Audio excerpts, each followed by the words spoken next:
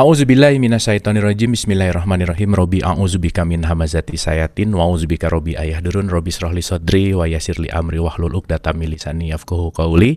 Assalamualaikum warahmatullahi wabarakatuh. Salam sejahtera untuk kita semua. Rahayu dan namaste. Sahabat Dialog Positif Family, selamat datang di hari Senin, hari baru lagi untuk episode yang baru. Jangan lupa hari ini episode ke-94.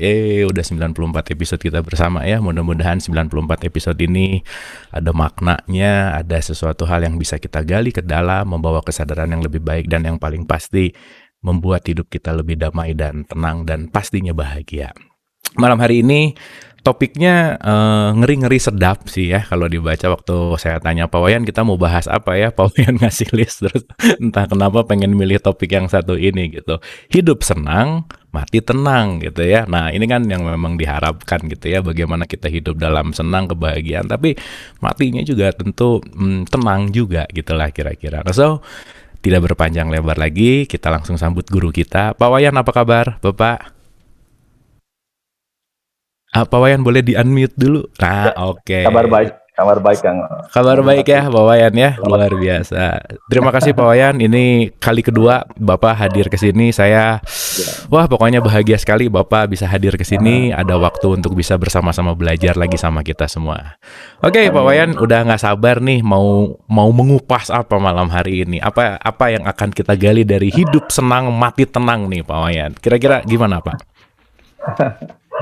Iya, itu tentu hidup senang mati tenang itu tentu adalah harapan banyak orang ya. Harapan banyak orang, tetapi tentu menjadi kesulitan banyak orang juga, apalagi di tengah situasi pandemi seperti sekarang ini. Tentu bagaimana kita bisa hidup senang, apalagi mati tenang, sementara kita dihantui oleh ketakutan. Di bidang kesehatan kita dihantui oleh rasa takut akan kematian oleh COVID. Di bidang ekonomi kita dibuat tidak senang oleh kondisi keuangan kita. Jadi sangat-sangat sulit dan menantang sekali kalau hari ini kita mengupas tentang hidup senang mati tenang. Oke. Tapi ini sesuatu yang berani sekali. Okay. Ya, sesuatu yang berani sekali. Tapi lagu-lagu tadi itu menggetarkan dan sepertinya ya doa saya hari ini banyak aliran pesan-pesan semesta yang bisa kita terima. Karena kemarin-kemarin dalam meditasi saat menyapu, jadi sebelum tidur juga banyak dialirkan pengetahuan. Yang saya takutkan malam ini terlupakan, mudah-mudahan tidak. Selama itu kehendaknya biarlah mengalir untuk kita semua. Oke. Ya. Oke. Saya lanjut. Baik, silakan Pak Wayan. Oke. Kita mulai dari lagu yang kita karena senang-senang tentu kita ngobrolin lagu ya. Oh iya. Kalau nyanyian. Saya nggak tahu juga kenapa Kang Abu selalu nyambung dengan lagu yang tidak saya minta.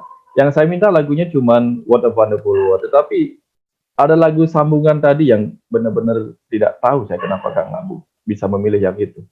Ada lagu tentang Made cenik lilik motor ibi saja yang tadi di awal itu.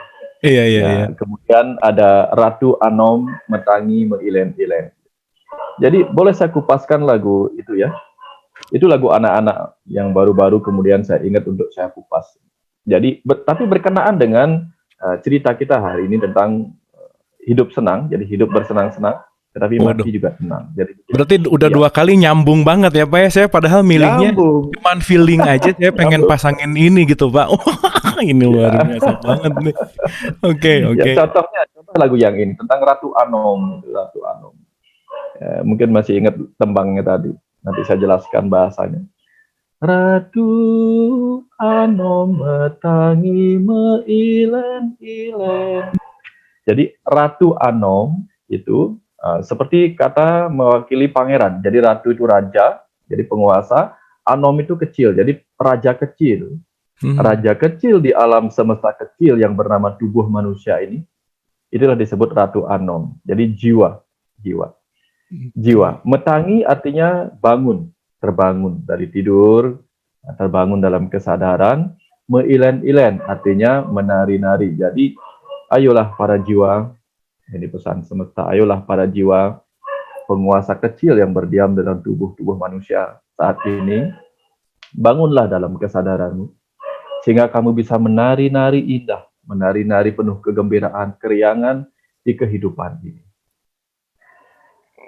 Ratu anom metangi meilen-ilen. Nah, dong pirengan bunyin sulenge di jabe. Dong pirengan, cobalah dengar bunyin sulenge, suara seruling di jabe, di luar rumah. Jadi ketika kamu ikutilah suara seruling. Jadi suara seruling itu simbolik dari suara yang datang dari ruang kosong. Dari dalam, dari ruang keheningan, ikutilah suara-suara itu sebagai penuntun tarianmu di kehidupan ini.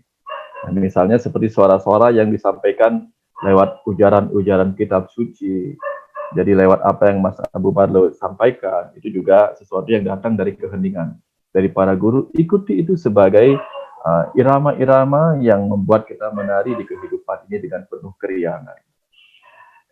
Lalu lanjutan lagunya, nyen ento menyuling di jabe tengah. Nah, coba cari tahu siapa itu yang menyanyi dari kedalaman. Pilih ya orang-orang yang benar-benar mengeluarkan pesan-pesan kehidupannya datang dari kedalaman jiwa. Nah, ya, sebagian orang mengeluarkan kata nyanyiannya dari pikiran, sebagian dari egonya. Tapi carilah orang-orang yang mampu menembangkan, memberi arahan yang datang dari kedalaman, dari jabe tengah, dari ruang tengah. Ya, siapa itu? Dialah Gusti Ngurah alit jambe pemecutan. Jadi Gusti Ngurah, ya itu raja juga. Alit itu kecil sama dengan anom kecil. Jadi itulah suara dari sang raja kecil, pemecutan. Pemecutan itu saya memahaminya sebagai pecut. Jadi pecut itu cambuk. Jadi kalau ada raja kecil membawa cambuk, itu seperti Rare Angon. Jadi sang gembala yang membawa pecut, yang memotivasi dari dalam diri kita, itulah suara-suara jiwa kita. Yang memotivasi ketika kita putus asa, yang menenangkan ketika kita gelisah. Nah, suara-suara itulah yang kita dengarkan ketika kita menarikan tarian peran dan tugas kita di kehidupan ini. Supaya kita bisa meriang-riang gembira dan hidup senang di kehidupan ini. Nah, seperti itu kira-kira nyanyiannya Kang Abu Barlo. Wah, itu luar biasa banget ya. Ini tuh nyanyian untuk anak-anak ya, Pak ya? Anak-anak. Luar biasa ya. Ya. Wah, luar biasa. Nah, sehingga ketika kita bisa mendengar itu, nah baru kita akan mengerti mana suara-suara dari jiwa, mana suara dari pikiran, dan mana suara dari ego. Dan biasanya suara dari ego, terutama ego negatif itu yang membuat kita sulit menikmati kehidupan ini dengan penuh kegembiraan, kesenangan. Sehingga nyanyian What a Wonderful World itu juga sebuah tembang yang nanti kita artikan. Jadi di masa COVID ini kita tahu sekali sekarang ini sedang banyak-banyaknya orang tua yang anggaplah marah-marah, dalam petik ya, marah-marah karena mereka dipaksa untuk mengajari anak-anaknya. Mengajari anak-anaknya menjadi guru di rumahnya, sudah harus membayar uang SPP, kemudian sudah membayar guru-guru di sekolah, tapi akhirnya dia juga harus mengeluarkan kuota, dia mengeluarkan menghabiskan waktunya untuk mengajar anak-anaknya, sehingga yang sangat-sangat diinginkan orang tua di saat sekarang ini adalah mengirim kembali anak-anaknya sebisa mungkin kembali ke sekolah, walaupun tahu situasinya buruk. Nah, apa yang bisa kita pelajarin sebenarnya dari sana? Satu, mungkin kita bisa melihat bahwa ternyata dari sana akan muncul kesadaran bahwa ternyata tidak mudah menjadi seorang guru. Karena ketika orang tua mengambil peran guru, dia tahu beratnya. Tetapi ada makna yang jauh lebih mendalam. Jadi artinya begini, bayangkan ketika orang tua punya anak-anak yang ingin dia sekolahkan. Tentu yang disebut sekolah adalah sebuah tempat belajar, ada gurunya, ada teman-teman belajarnya. Dan terpisah mereka dari orang tuanya. Orang tuanya di rumah, mengerjakan apa yang akan menjadi berkahnya ketika pulang nanti, entah makanan, entah rumah yang bagus, dan sebagainya. Tapi anak-anak diizinkan belajar sendiri dan berkembang bersama guru dan teman-teman sekolahnya. Dia ingin membiarkan anaknya berkembang sendiri di tempat di mana dia harus berkembang, itu sekolah. Nah, situasi yang sama itu terjadi ya, kepada anak-anak semesta. Nah, kita sebutlah anak-anak semesta, yaitu percikan-percikan jiwa alam semesta yang kemudian menjadi ruh, para jiwa yang lahir di kehidupan ini. Tentu sekolah kehidupan ini memang diciptakan untuk kita bertemu guru-guru di kehidupan ini, bertemu teman-teman belajar, sehingga kehidupan inilah sekolah yang memang sangat-sangat diinginkan oleh orang tua kita, yaitu Tuhan sebagai ayah sekaligus ibu alam semesta ini. Jadi kita disuruh belajar di sini. Karena kalau kita belajarnya di sana tidak ada gunanya.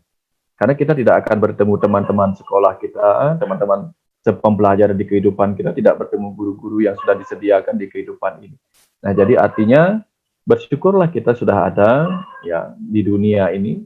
Walaupun barangkali kalau dalam kondisi COVID sekarang, kalau kita sekolahkan anak-anak kita di sekolah yang biasa, tidak online misalnya, di situ dia akan ketemu dengan bahaya-bahaya. Nah, situasi seperti itu juga menceritakan bahwa di kehidupan ini sebagai sekolah memang dipenuhi oleh berbagai bahaya yang membuat kita bisa dipulangkan ke alam asal kita dengan berbagai cara. Tapi bagaimanapun juga di kehidupan inilah kita belajar menghadapi masalah-masalah kita dari guru-guru kita, dari kehidupan kita, dari teman-teman kita. Nah, itu situasinya.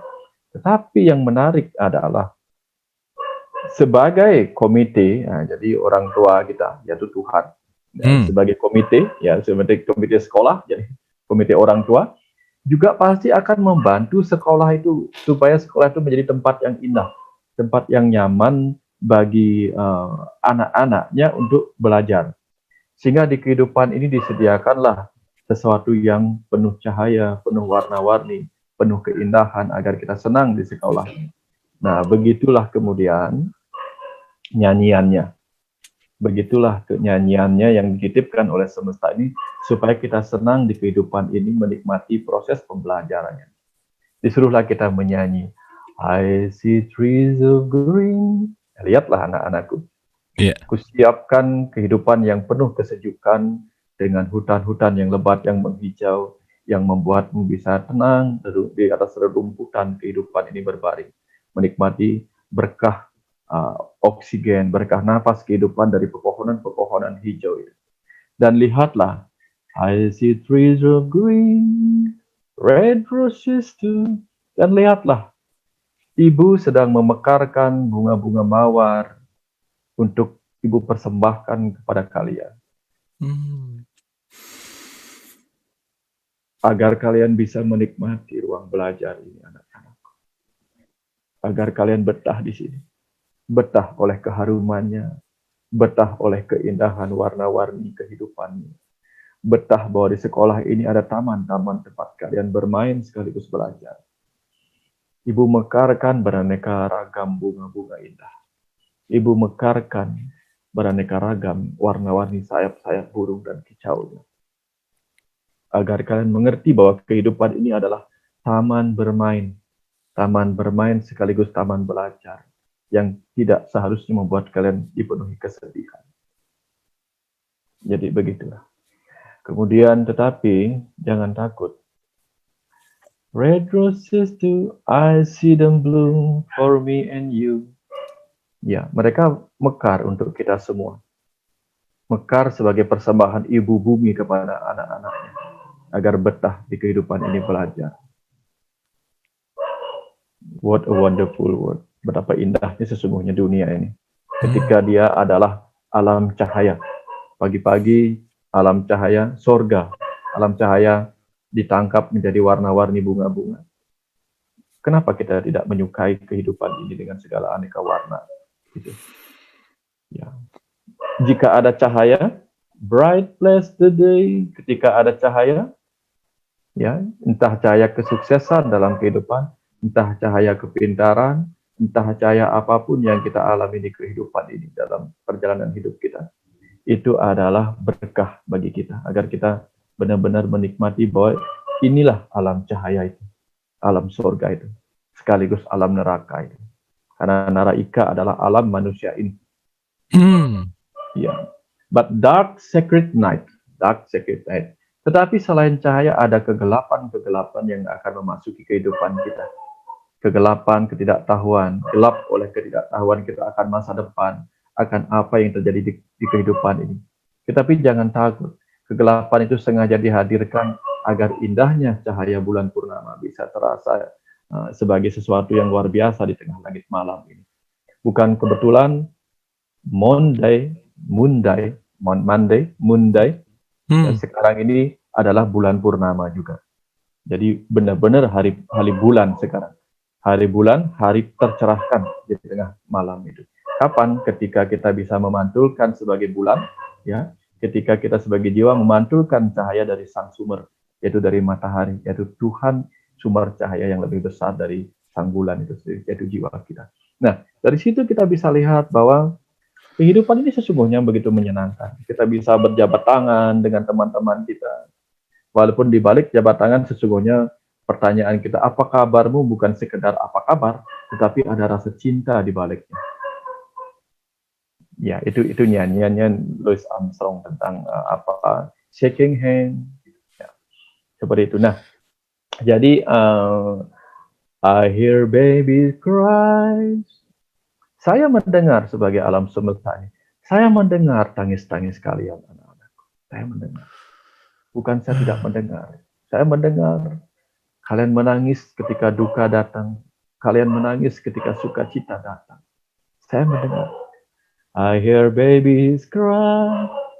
I watch them grow. Tapi aku melihat sesungguhnya tangis kalian itu adalah tangis yang membuat kalian bertumbuh dalam suka duka. They learn much more. Saya melihat kalian sesungguhnya belajar begitu banyak dari suka duka itu. And I never know. Yang saya tidak pernah tahu bahwa apakah kalian sungguh-sungguh mempelajari semua suka duka itu. Sekarang disinilah saatnya. Ketika kita sungguh-sungguh mempelajari kehidupan ini dengan riang gembira, hidup ini akan menjadi hidup yang senang. Dan kapan kita akan mati tenang. Begitu dulu. Wah, luar biasa, Pak. Itu ada pancingan. Itu openingnya, wah, so mind blowing banget, Pak. Itu membawa pesan yang ternyata semuanya tidak ada yang sia-sia gitu ya. Semuanya Betul. Tuh memang dalam. Jadi kalau ada bahasa bahwa tertampak sangat teracak-acak gitu ya, chaotic gitu, tapi in order gitu sebetulnya gitu ya, chaotic in order gitu. Nah, cuman gini Pak Wayan, berkaitan ini tadi luar biasa banget gitu ya. Saya juga mungkin di dalamnya ngerti tapi ininya belum paham sih Pak Wayan. Ininya sih udah duduk gitu. Cuma di sininya masih ada sesuatu yang ya biasa ya, ini kan menganalisa pengennya gitu. Cuman saya rasa banget gitu, getarannya tuh rasa banget. Nah, sekarang kita kaitkan bahwa ada konsep atau hari ini kita bicara hidup senang, mati tenang gitu Pak Wayan. Nah, sebetulnya parameter hidup senang tuh apa sih Pak Wayan? Parameter indikator orang hidupnya senang tuh gimana sih gitu? Ya. Kata senang itu kan dimulai dari kita menyukai apa yang kita jumpai. Jadi kalau orang sudah menyukai apa yang dia jumpai, jarang-jarang ada kesedihan ketika dia menyukai sesuatu. Nah, ketika dia tidak menyukai, baru di situ tidak ada kata senang. Entah senang dalam bentuk ekspresi wajah, entah senang dalam bentuk rasa di dalam yang tak terucapkan atau tak terungkapkan. Tetapi prinsipnya adalah hidup ini ketika kita mulai menyukai. Jadi menyukai dimulai dari penerimaan. Jadi kalau orang tidak menerima, tentu dia tidak menyukai. Nah, masalahnya adalah kita tidak mau menerima kehidupan ini. Lalu tentu saja ketika kita tidak menerima dualitasnya, maka kita tidak akan menyukainya. Begitu kita tidak menyukainya, maka kita tidak akan merasa senang. Nah, jadi intinya adalah ketika kita tidak menerima dualitas kehidupan ini. Contohnya adalah bahwa kita menerima indahnya bunga mawar, tetapi kita membenci durinya. Kita menikmati indahnya warna bunga atau harumnya aroma bunga mawar, tetapi kita membenci kotoran sapi yang menjadi pupuk di bawahnya. Jadi sayang sekali kita lupa bahwa kita pernah terlahir di kehidupan sebelumnya sebagai jiwa, lalu kita dikembalikan untuk menikmati apa yang kita sukai. di alam ini sendiri. Jadi alam ini adalah alam cahaya, ya, di mana ada bunga-bunga yang menyerap cahaya, maka ini adalah alam cahaya, alam swarga. Sorga itu ada di sini. Sehingga kalau mau melihat keindahan, ada banyak keindahan di sini. Sekaligus di sini alam neraka, alam manusia itu. Nah, apapun yang kita sukai, maka kita akan dimasukkan ke tempat seperti itu. Misalnya, kita menyukai keindahan, kita menyukai berbuat baik, maka suatu ketika kita akan dilahirkan di tempat-tempat yang kita sukai, yaitu di mana kita bertemu orang-orang baik, bertemu keindahan-keindahan kehidupan, bertemu taman-taman yang indah. Nah, karena itu yang kita sukai. Alam itu adilnya di situ. Nah, kalau kita menyukai untuk membenci orang, menyukai menyakiti orang, menyukai berbicara yang kasar-kasar kepada orang lain, maka kehidupan kita pun memberikan kita tempat yang bernama naraka, naraika, yaitu tempat di mana kita akan berjumpa orang-orang yang serupa, yang bahasa-bahasanya suka marah-marah, yang bahasanya suka membenci, suka mengumpat. Karena apa? Karena kita memang memilih untuk menyukai hal-hal seperti itu. Nah, dalam bahasa agamanya inilah hukum tabur tuai, inilah hukum karma dan pahala. Jadi pahala dari tindakan, karma itu tindakan, atau hukum amal dan dosa. Ya, jadi sesuatu yang kita pilih itu akan mendatangi kita di tempat yang sama, di tempat yang sama. Nah, sayangnya banyak orang kemudian datang di kehidupan ini, lahir sebagai orang-orang yang terlahir dari sorga, tetapi kita malah membenci hal-hal lain. Kenapa kita tidak nikmati saja? Bahwa kalau kita memang orang baik, sudah nikmati banyak kebaikan di sini. Bertemu orang-orang baik, berjabat tangan dengan orang-orang baik. Abaikan pikiran-pikiran kita untuk fokus kepada orang-orang yang tidak kita sukai. Misalnya ada orang suka mengumpat dan sebagainya. Nah, kalau kita baik, maka dengarkan orang-orang baik. Jangan mendengarkan orang yang suka mengumpat. Karena apa? Kalau kita orang baik, lalu mendengarkan orang yang suka mengumpat, di awal-awal kita bisa terguncang juga. Terguncang melihat mereka, kok ada sih orang kayak gini. Kenapa sih Tuhan menciptakan orang seperti ini? Akhirnya kita tidak bisa menikmati kehidupan. Karena kita pikir kehidupan ini hanya tempat orang-orang baik. Oh, tidak mungkin. Karena dunia ini adalah alam surga dan alam neraka. Alam cahaya sekaligus alam manusia. Nah, tinggal kita di mana diletakkan di situ. Nah, ini tempat kita belajar. Jadi orang yang dulu pernah menyakiti, sekarang belajar disakiti. Orang yang dulu pernah berbuat baik, sekarang belajar menerima kebaikan. Ya, dulu ikhlas, dulu tulus memberikan, ya, karena belajar juga. Ya, dulu kita tulus memberikan, maka sekarang kita belajar ikhlas menerima.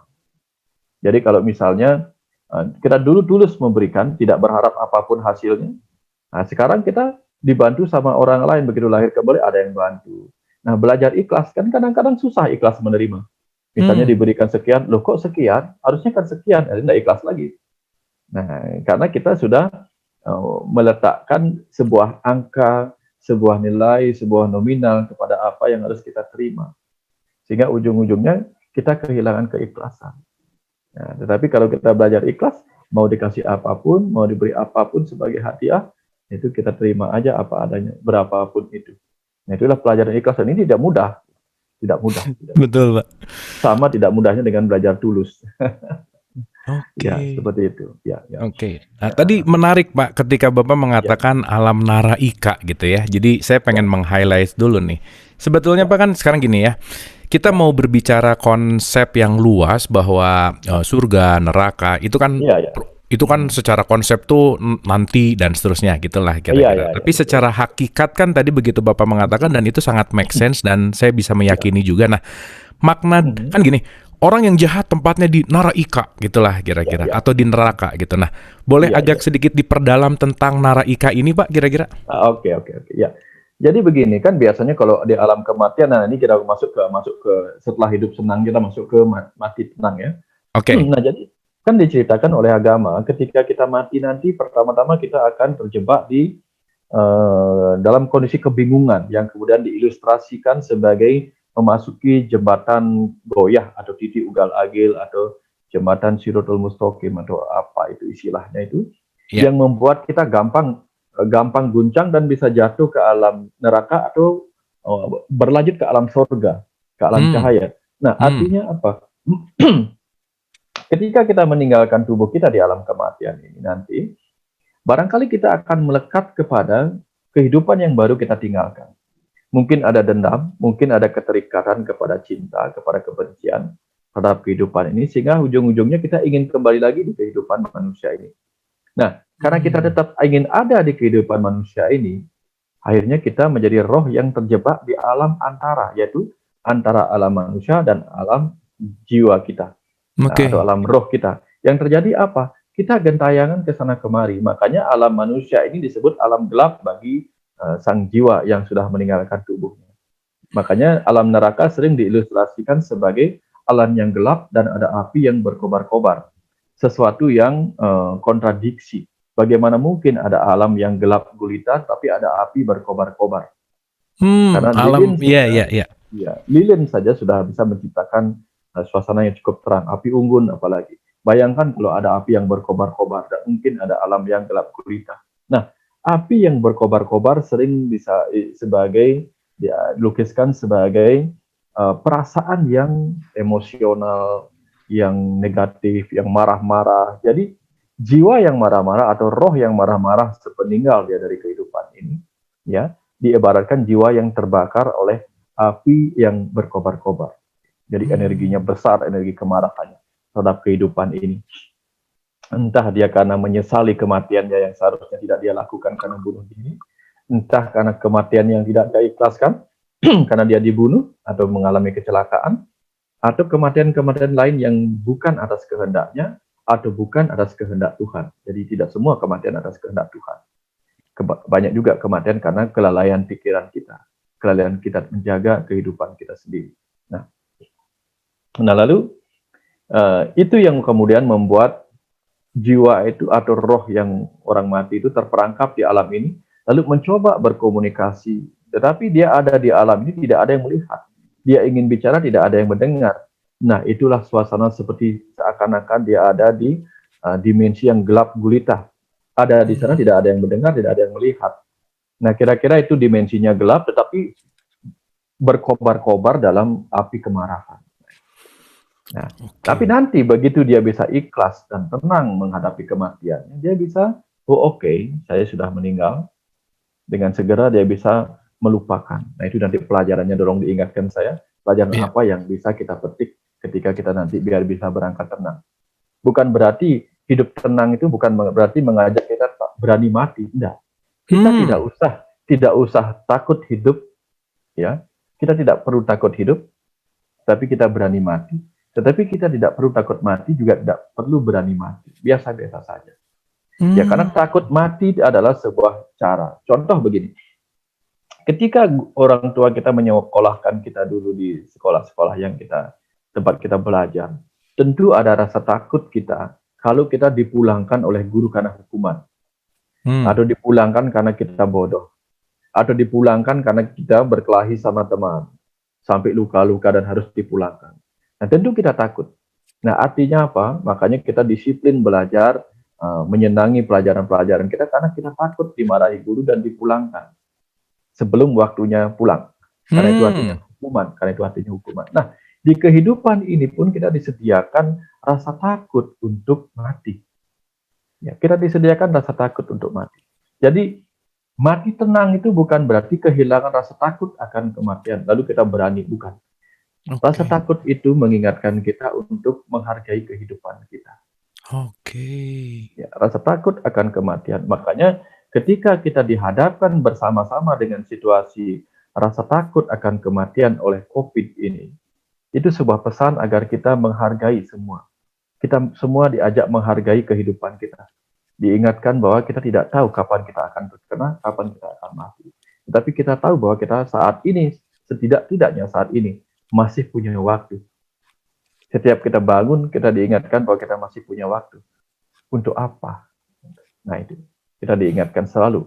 Nah, karena di zamannya Siddhartha Gautama mau mencari pencerahan, yang pertama dia temukan di kehidupan masyarakatnya adalah rasa takut akan sakit, rasa takut menderita, takut miskin, takut mati. Nah, sekarang kita semua dipaksa, ya, kita semua dipaksa oleh mahkota atau corona ini untuk mengingat rasa takut kita akan kematian. Sehingga kita diajak untuk memakai masker. Artinya apa? Kalau kita pakai masker, kuman-kuman kita tidak keluar dan kita tidak menyerap kuman-kuman dari luar. Artinya apa? Mari di zaman sekarang ini, ya, ketika kita takut akan kematian, hati-hati mengeluarkan kata-kata yang bisa menjadi virus-virus akal budi bagi orang lain. Jadi jangan pula kita menyerap virus-virus akal budi yang disebarkan oleh orang lain melalui kata-katanya. Karena zaman sekarang adalah akan lahirnya kembali agama budi. Ya, agama budi bukan agama baru, tetapi agama-agama yang lama itu tetapi dipahami kembali dengan akal budi. Jadi kita menyerap, mempelajari agama kita masing-masing dengan penuh pemahaman akal budi lewat rasa takut ini. Nah, jadi bukan agama baru, bukan. Di setiap agama kita merenungkan ajaran-ajaran agama kita agar bangkit kembali akal dan budi kita. Sehingga dengan bangkitnya akal budi kita, kita bisa menciptakan budaya. Kita menciptakan cahaya. Nah, kita menciptakan sorga kita sendiri di kehidupan ini. Sehingga kita bisa belajar. Ya, kalau kita namanya belajar kan kita menggunakan akal budi. Dengan tajamnya akal budi kita, maka kita akan bisa mengupas setiap pelajaran kehidupan yang dihadirkan di alam ini, khusus untuk bekal kita masing-masing. Karena setiap kita memiliki bekal-bekal pelajaran kita masing-masing di kehidupan ini, sesuai dengan tujuan kita di sini. Ada orang belajar menerima rasa sakit dari pasangan hidupnya, ada orang belajar menerima rasa sakit dari anak-anaknya, ada orang belajar menerima rasa sakit dari orang tuanya, atau sebaliknya. Nah, kita belajar juga melakukan kebaikan kepada orang-orang ini di kehidupan kita, karena dulu barangkali belum sempat kita pelajari. Ini sebenarnya bagaimana kemudian kita bisa mengupasnya kalau tidak kita memiliki ketajaman akal budi. Kita tidak akan bisa mengupas. Karena pelajaran-pelajaran agama yang dihadirkan lewat para nabi, para guru-guru suci di masa lalu adalah pelajaran-pelajaran yang penuh kulitnya. Persis seperti buah yang kulitnya tebal. Supaya kita yang ingin menikmati hasilnya mau mengupas sendiri apa yang kita ingin nikmati. Karena tidak semua orang ingin menikmati buah. Kan buah itu juga berarti pahala.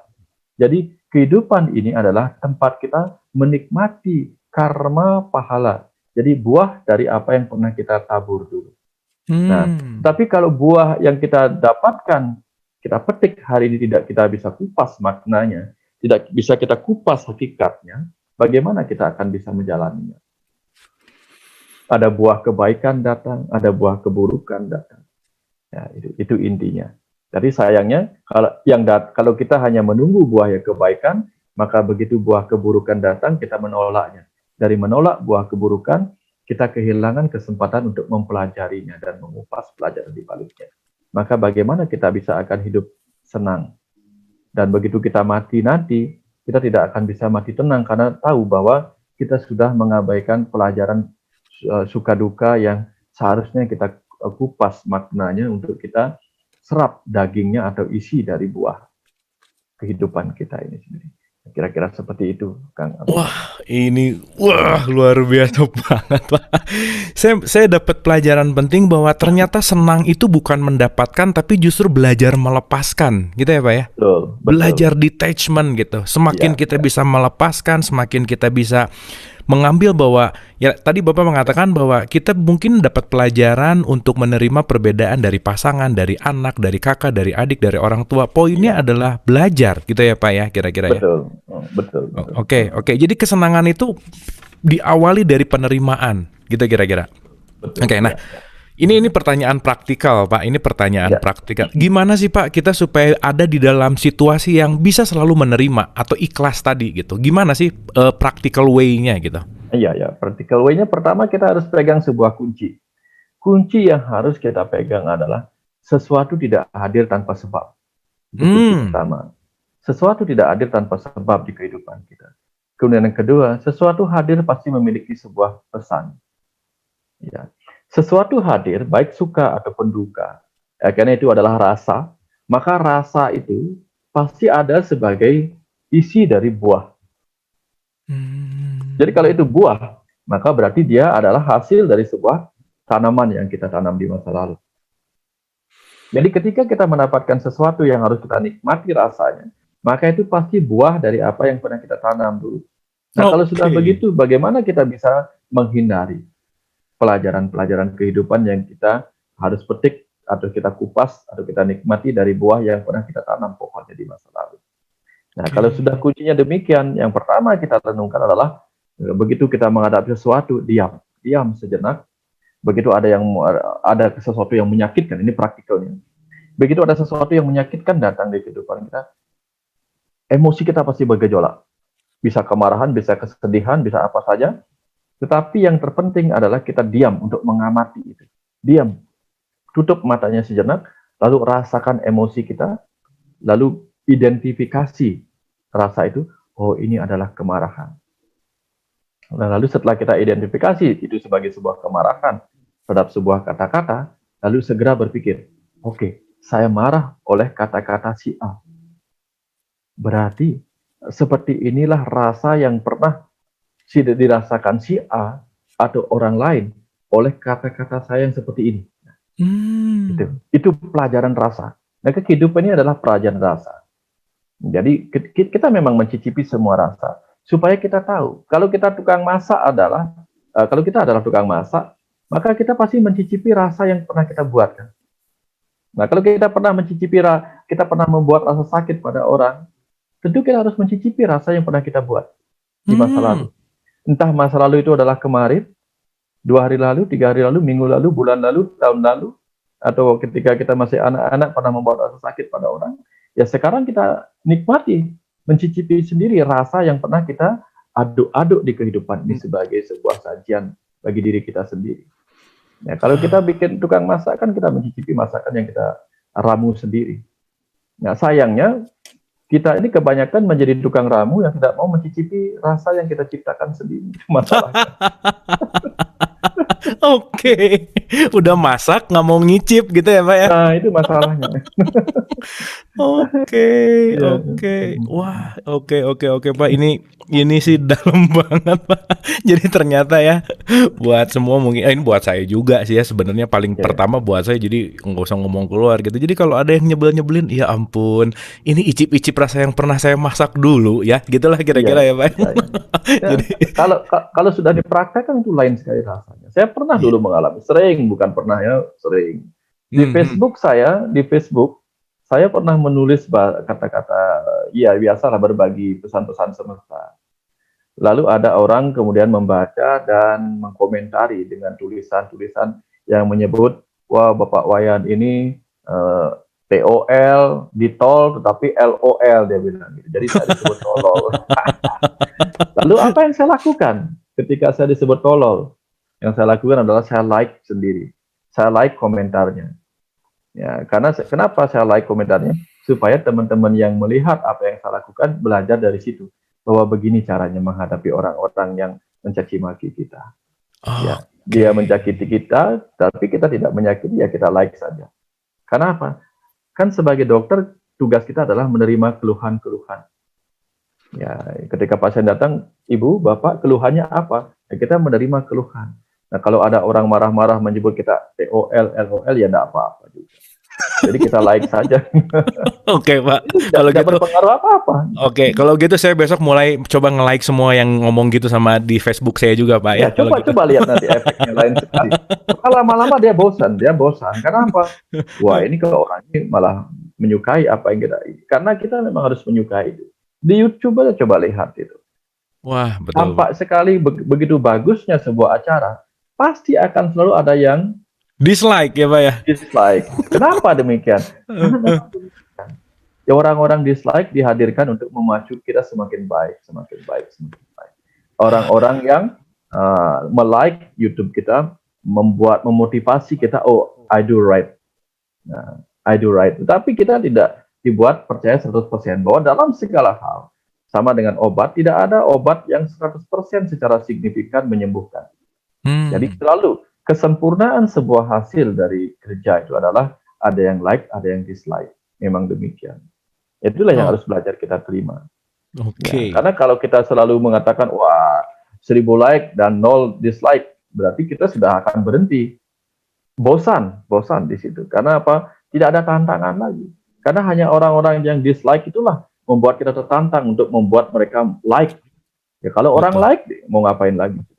Kalau orang Betul. dislike, kita tantang supaya dia berkurang yang dislike. Jadi kita akan semakin bagus, semakin bagus. Nah, begitu. Nah, Oke, kalau sudah dan demikian, kan apa yang tidak menyenangkan? betul betul Pak. Dan maksudnya kita nggak bisa keluar dari sistem ini gitu ya, selalu Nggak akan bisa. ada gitu ya Pak Nggak ya. bisa. Karena begini, dunia ini adalah alam material. Alam material. Hal terkecil, ya, yang terkecil, yang masih disebut paling kecil dari material ini adalah atom. Dan kita tahu atom itu ada elektron, ada proton. Ada yang negatif, ada yang positif. Ya, yang negatif itu ada di luar berkeliling-keliling. Tetapi kalau kita tetap positif, maka kita akan berdekatan dengan neutron yang netral. Jadi kalau kita berpikir yang positif, memiliki moralitas yang positif, maka kita akan dekat dengan bahasa-bahasa hati nurani, berdekatan dengan guru sejati di dalam yang menuntun kita. Sedangkan yang negatif itu, yang ego-ego negatif itu yang berputar-putar di luar itu, yang dislike, dislike, dislike, dislike. Sama seperti orang cantik, ya, orang cantik pasti ada jerawatnya satu. Jadi kalau orang lain menyukai kecantikannya, mungkin ada 1-2 orang fokus kepada jerawat kita, ya sudah dia akan bilang dislike. Memang begitu. Jadi biarkan saja. Betul. Dia mengingat kita ada jerawat. Yang cantiknya sewajah-wajah, jerawatnya cuma satu, nggak suka gara-gara jerawat yang kecil gitu ya Pak ya. Dia sedang mengingatkan kita, oh kita ada jerawat. Oke. Wah Pak Wayan, kalau ngobrol sama Pak Wayan everything flowing gitu ya, kayak Ya. santai gitu. Ya. By the way Pak Wayan suka marah nggak sih Pak? Oh bisa, saya bisa marah. Oh bisa ya. Tapi saya tidak. Karena begini. Kalau Kang Abu Marlu misalnya nonton film sebagai penonton ya, sebagai penonton. Kalau misalnya filmnya film tragedi, mau ketawa nggak sementara yang lain menangis? Tidak kan? Ya kalau orang lain nangis ya sudahlah, kita terbawa sebentar. Tapi apakah setelah keluar dari gedung bioskop kita masih nangis, termehek-mehek? Kan enggak kan? Karena kita sadar filmnya sudah selesai. Oke. Ya.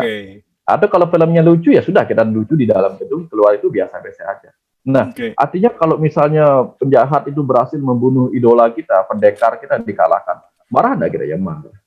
Wah gitu misalnya. Tapi setelah itu kita segera keluar sebagai mengingatkan diri, oh tadi hanya film, saya menonton, ya udah kembali lagi. Ya, itu memang ada. Kita rasa. Jadi semua rasa itu kita nikmati. Kadang kita marah, kadang kita begini. Tetapi kita ketawa dalam kemarahan kita, ketawa di dalam ya, di dalam. Walaupun di luar tidak kelihatan, tapi di dalam kita ketawa sendiri dengan kemarahan itu. Karena apa? Karena kita tahu kita sedang berekspresi, memainkan peran ya. Kalau kita tidak punya kemarahan misalnya, anak kita jungkir balik, melanggar aturan, kita, oh tidak apa-apanya. Terus kan ya itu. Lalu anak saya misalnya yang baru umur kelas 2 SD tiba-tiba melakukan sesuatu yang tidak benar, saya bilang, oh tidak ada apa-apa nak, kamu punya hak asasi manusia untuk melakukan itu. Jadi ada saat. Oke, itu keren sih Pak, itu keren, analogi yang bisa banget kita pakai bahwa kalau ada sesuatu marah, ingat kita lagi nonton film tuh akan selesai, kita akan keluar studio nih gitu ya. Iya. Jangan melekat gitu poinnya. Oke Pak. Nikmati luar biasa Pak, luar biasa. Mengajarkan bahwa orang baik itu bukan nggak harus selalu nggak marah gitu ya Pak ya. Being good itu justru menerima proton dan neutron. Silakan Pak. Iya, jadi ada marah, ada sabar. Itu dua sisi. Ada marah, ada sabar. Dan kita sesungguhnya sedang belajar untuk menggunakan segala ego ini yang dua. Satu ego misalnya berani, satu ego adalah takut. Ya, kita ini di tengah-tengah setan dan malaikat ini. Kalau kita terlalu mengedepankan keberanian, maka kita menjadi membabi buta. Misalnya kita terlalu berani dengan COVID. Wah, ini COVID tidak ada dan lain sebagainya. Saya tidak takut mati. Lalu kita tidak takut mati, akhirnya membuat kita berani mati, sekaligus berani menginfeksi orang lain dengan apa yang kita lakukan. Nah, jadi kita menjadi membabi buta. Jadi nekat dan sebagainya. Kalau kita takut, dari takut menjadi khawatir, menjadi cemas, menjadi fobia, dan seterusnya. Nah, begitu kita berada jauh di sebelah sini, di kiri misalnya, begitu kita fobia, tarik fobianya menjadi khawatir, tarik khawatirnya menjadi cemasnya menjadi khawatir, tarik khawatirnya menjadi takut. Jadi simpan bahwa kita penting memiliki rasa takut. Ya kalau kita tidak punya rasa takut, sudah tahu api kok diceburin. Tepuk api dong ceburin. Tadi ada lagu tadi ya. Iya, iya, Tepuk iya, api iya, dong iya. ceburin gitu. Kenapa sudah tahu api yang membakar kok diceburin? Ya, seperti itu misalnya. Jadi kita di tengah-tengah. Nah, antara takut dan berani ini kita gabungkan seperti kita menggabungkan kopi sama gula. Jadi nikmat. Takut dan berani kita gabungkan, dia menjadi kewaspadaan. Kewaspadaan. Sama dengan marah dengan sabar. Kalau sabar saja kita pegang, tidak bagus juga. Oh, misalnya ya, kita sudah naik mobil, kemudian ada lampu merah, kemudian kita bilang lampu merahnya mati semua, lampu lalu lintasnya mati, yang lainnya mendahulukan yang lain. Silakan Pak, silakan. Yang di ujung sana juga bilang silakan Pak, silakan. Saking sabarnya semua orang malah nggak jalan-jalan jadinya. Nah, saking sabar tidak bagus juga kesabaran yang. Kalau kemarahan juga berlebihan tidak bagus. Sehingga akhirnya yang terbagus adalah apa? Bagaimana marah dan sabar dikombinasi sehingga kita marah dengan apa yang dia lakukan, tapi kita marah dengan sabar sehingga menjadilah dia nasihat. Dasarnya kan kalau orang tidak marah, dia tidak akan menasehati. Dia marah, tetapi dia bisa marah dengan penuh kesabaran. Sehingga muncullah nasihat. Wah, mantap. Seperti Mantap. Itu keren banget sih tadi analogi bahwa di sini takut, di sini berani, di tengah-tengahnya adalah waspada gitu. Iya, wah itu centering gitu ya Pak ya. Iya, iya. Titik tengah tuh selalu makanya gitu ya? Ajaran akal budi itu adalah ajaran yang membawa kita kembali ke jalan tengah. Jalan tengah. Ya, sabar dan marah kita jadikan nasihat. Saya pernah dialirkan pengetahuan ini, saya lupa itu ada berapa ya. Ada lebih dari 30-an itu. Takut dengan berani dijadikan kewaspadaan. Kemudian benci dengan cinta dijadikan sayang. Ada di tengah-tengah lagi. Jadi ada kebencian. Seperti misalnya, ada saatnya kita benci pada kehidupan. Ada saatnya kita sayang pada kematian. Misalnya apa? Nanti begitu kita menjelang kematian itu, kita harus membenci kehidupan ini. Ketika kalau misalnya kita tidak ikhlas, ya, kita bencilah kehidupan ini supaya kita tidak lagi memikirkan ini. Kan kadang-kadang begitu ya, kita membutuhkan itu. Tetapi begitu kita ada di kehidupan ini, jangan membenci kehidupannya, bencilah kematian supaya kita bisa menghargai kehidupan. Jadi kita selalu berada di tengah-tengah, di tengah supaya kita tidak terguncang. Karena kalau misalnya kita berdiam di posisi yang ini, kalau marah, nanti dari marah menjadi marah-marah, kemudian menjadi cerewet, dan gitu misalnya. Ya. Oke. Seperti itu kira-kira. Belajar ke titik tengah. Belajar ke titik tengah. Dan saya rasa Pak, hidup tenang mati tenang tuh poinnya adalah titik ketenangan tuh ada di titik tengah gitu kira-kira ya Pak. Betul. Jadi begini. Misalnya ketika kita mati nanti, kita harus segera bisa untuk mengatakan it's over. Ya. Sama seperti ini kejadian nyata. Suatu hari itu saya kepikiran anak saya keluar. Jangan-jangan dia keluar jauh-jauh gitu. Lalu saya bangun, sore-sore itu saya bangun, anak saya di mana ya? Jangan-jangan ada kejadian. Tiba-tiba saya kepikiran jangan-jangan kejadian. Tahu-tahunya saya ditelepon. Baru saya ngomong itu di telepon saya. Ditelepon sama teman, ternyata teman itu sudah ada di bawah. Dia mengantar anak saya baru datang dari kecelakaan naik sepeda. Panik ke saya.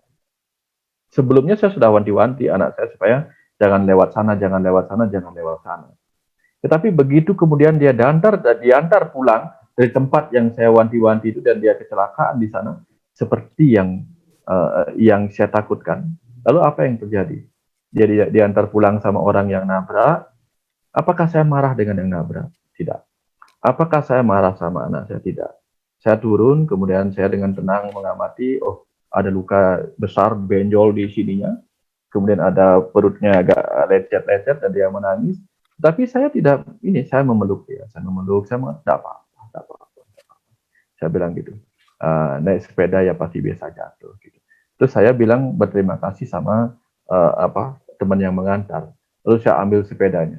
Dan ternyata yang nabrak itu adalah anak muda, wanita. Sedang kerja di airport. Kemudian dia nabrak dan dia ingin memberi ganti rugi kepada anak saya. Saya nggak ada di rumah waktu itu. Dia ingin memberi ganti rugi, ditunjukkan dompetnya sama istri dan dia ingin memberikan uang. Dia membawa uang 30.000, ingin memberikan kepada anak saya. untuk apa? Untuk biaya berobat. Tapi kemudian yang saya sesali adalah kenapa saya tidak ada di rumah waktu itu.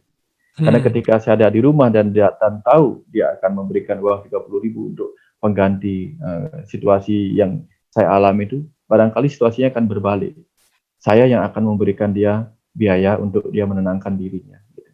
Dan akhirnya setelah itu selesai, anak saya selesaikan, saya obati sedikit, gitu. Kemudian saya untuk mendapatkan nomornya, lalu saya tenangkan anak muda yang nabrak itu. Saya tenangkan, kamu tidak apa-apa. Sudah, jangan kamu pikirkan. Di situasi seperti ini tidak ada yang salah, tidak ada yang benar. Ini hanya sebuah pembelajaran, saya bilang begitu. Dan dia kemudian akhirnya datang lagi ke rumah, dan mereka sekarang berteman sama Panji. Nah, jadi artinya begitu. Tidak ada yang salah. Nah, tetapi kita wanti-wanti. Tetapi begitu ada kejadian, kita harus segera melepas. Tidak ada kata-kata begini. Tuh kan apa Bapak bilang, kan sudah tidak perlu. Karena itu sudah kejadian. Dan mau apa lagi? Apapun yang terjadi kita tidak bisa mengubah kenyataan. Nah, itulah yang nanti. Begitu kita misalnya harus pulang, meninggal begitu. Nah, dulu saya pernah saya mengalami penyakit yang membuat saya harus di rumah sakit. Di situ orang tua panik, kamu kenapa enggak apa-apa? Tetapi waktu itu saya mempersiapkan diri. Kalau hari ini saya harus pulang, itu misalnya, ya saya tenang saja. Gitu. Nah, artinya apa? It's over. Gitu. All is well. Jadi seperti itu. Nah, kira-kira. Ya, kita harus belajar segera melepas. Luar biasa banget sih, Pak.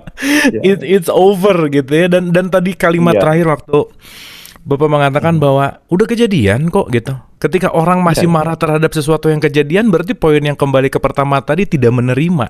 Betul ya, Pak? Tidak menerima.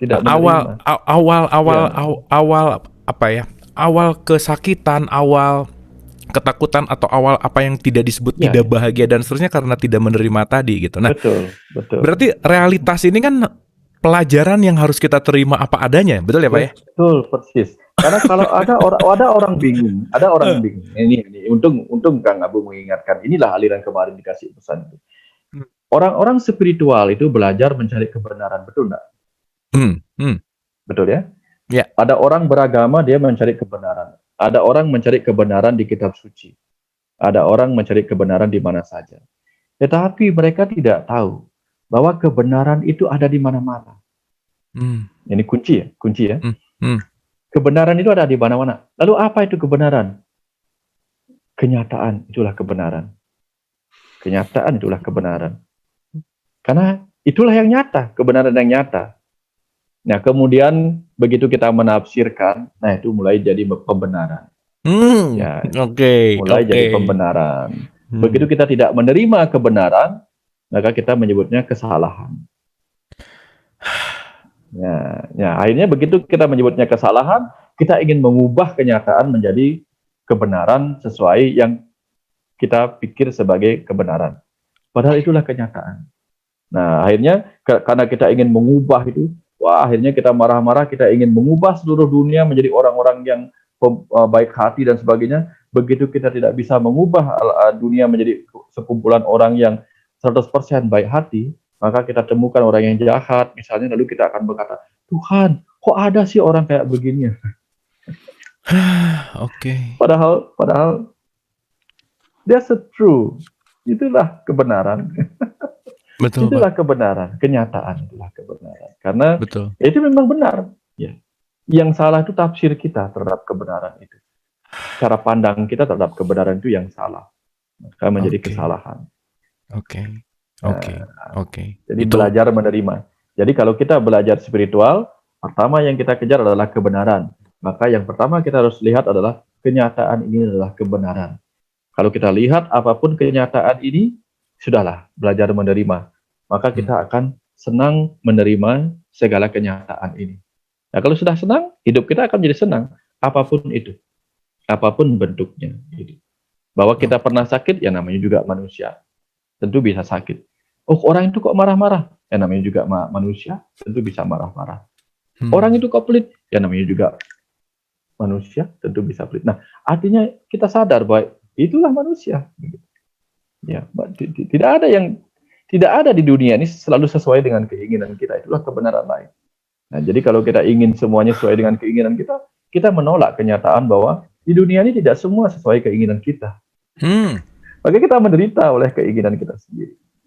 Nah, itu salah satu contoh lah. Itu menarik ya Pak ya, menderita sama keinginan sendiri gitu ya. Iya, kita menderita oleh keinginan kita sendiri. Jadi yang bikin menderita tuh bukan orang lain ternyata ya Pak ya. Bukan orang lain. Ya, ketika sama dengan cerita misalnya ya seorang ibu yang punya 2 anak, yang saya suka sekali dengan cerita ini. Seorang ibu mempunyai 2 orang putranya 1, putrinya 1. Jadi sepanjang tahun ibu itu menangis. Karena apa? Putranya jualan es, putrinya jualan jas hujan. Dan di musim kemarau dia sedih sekali melihat putrinya tidak bisa berjualan jas hujan. Di musim hujan dia sedih melihat putranya tidak bisa jualan es, tidak ada yang laku. Nah, dia sedih sepanjang tahun. Sampai datang seorang biksu kemudian mengajarinya melihat. Begitu sore-sore putranya datang di musim kemarau, dia ajak ibunya itu menghitung uang hasil penjualan es dari putranya. Wah, dia senang menghitung uangnya di musim kemarau. Di musim hujan, dia ajak ibu itu menghitung uang hasil penjualan payung dan jas hujan dari putrinya. Dan dia senang. Dan akhirnya senang sepanjang musim hujan dan kemarau. Dia diajak untuk menerima apa yang harus diterima. Gitu. Sama lah dengan begini kan. Kita bilang begini, Tuhan, sucikanlah aku, murnikanlah aku dari noda-noda. Kita selalu berdoa demikian. Murnikanlah aku. Ya Tuhan, jauhkanlah aku dari setan yang terkutuk. Nah, begitu ada setan, kita marah-marah. Nah, katanya kita mau dijauhkan dari setan. Kalau tidak ada setan, bagaimana Tuhan mau bilang bahwa itu yang harus kamu jauhi? Oke, Pak, oke. Iya. Oke. Karena begini, ya sama dengan kita disuruh jangan memegang ini, tapi kita disuruh melepaskan keterikatan. Bagaimana kita melepas keterikatan dari apa yang tidak kita pernah pegang? Bagaimana kita melepas sesuatu yang tidak pernah kita pegang? Maka kita diizinkan memiliki agar kita tahu caranya merasakan lepasnya kepemilikan itu. Nah, ya, biarlah setan menggoda kita agar kita tahu bagaimana caranya mengendalikan godaan setan. Nah, kalau setan juga nggak pernah menggoda, bagaimana belajar mengendalikan godaan setan? Nah, betul. Kalau kita nggak pernah lapar, bagaimana mengendalikan rasa lapar? Nggak pernah lapar. Wah, luar biasa Pak. Memang semua udah order by design. Ya setan kerjaannya menggoda, ya jangan disalah-salahin gitu. Jangan salah-salahin. Oke, Pak. Ini semakin menarik sekali ya. Ini nanti poin-poin saya pengen bacain terakhir, tapi masih ada satu sebelum kita nanti ke pertanyaan teman-teman. Siap-siap ya teman-teman. Ini pasti pertanyaannya seru-seru nih ya. Boleh resen atau lewat chat ya sebentar. Abis ini saya mau beberapa dulu nih mengkorek-korek dulu, ini menarik sekali soalnya. Oke. Pak Wayan berbicara masalah mati. Spektrum mati itu kan luas, Pak. Ya. Gitu ya. Nah, kita berbicara bahwa hidup senang, mati tenang. Nah, mati yang tenang tuh mati yang gimana, Pak? Mati yang dalam kondisi gimana gitu? Silakan. Ya, pertama, setiap saat kita mati sebenarnya. Setiap malam kita mati. Dan besok hari kita memasuki kehidupan yang baru. Dan bahwa kita selalu memasuki tubuh yang baru, ya setiap saat. Ada saat di mana pada usia tertentu seluruh sel tubuh kita itu sudah benar-benar berganti. Kita tidak lagi bersama sel yang lama.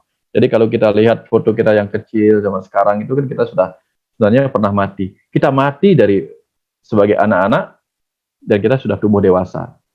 Bentar lagi kita mati dengan umur ini, kita lahir sebagai umur yang baru. Dan sebenarnya kan kita selalu mati. Setiap hari mati, setiap bulan mati, setiap minggu mati. Berganti ke tubuh yang baru. Itu kematian yang benar-benar masih kita sadari. Dan suatu saat nanti kita akan mati terpisah dari tubuh kita. Nah, setiap hari kita terpisah dari hari yang kita lewati. Setiap saat, setiap tahun kita mati dan meninggalkan usia kita.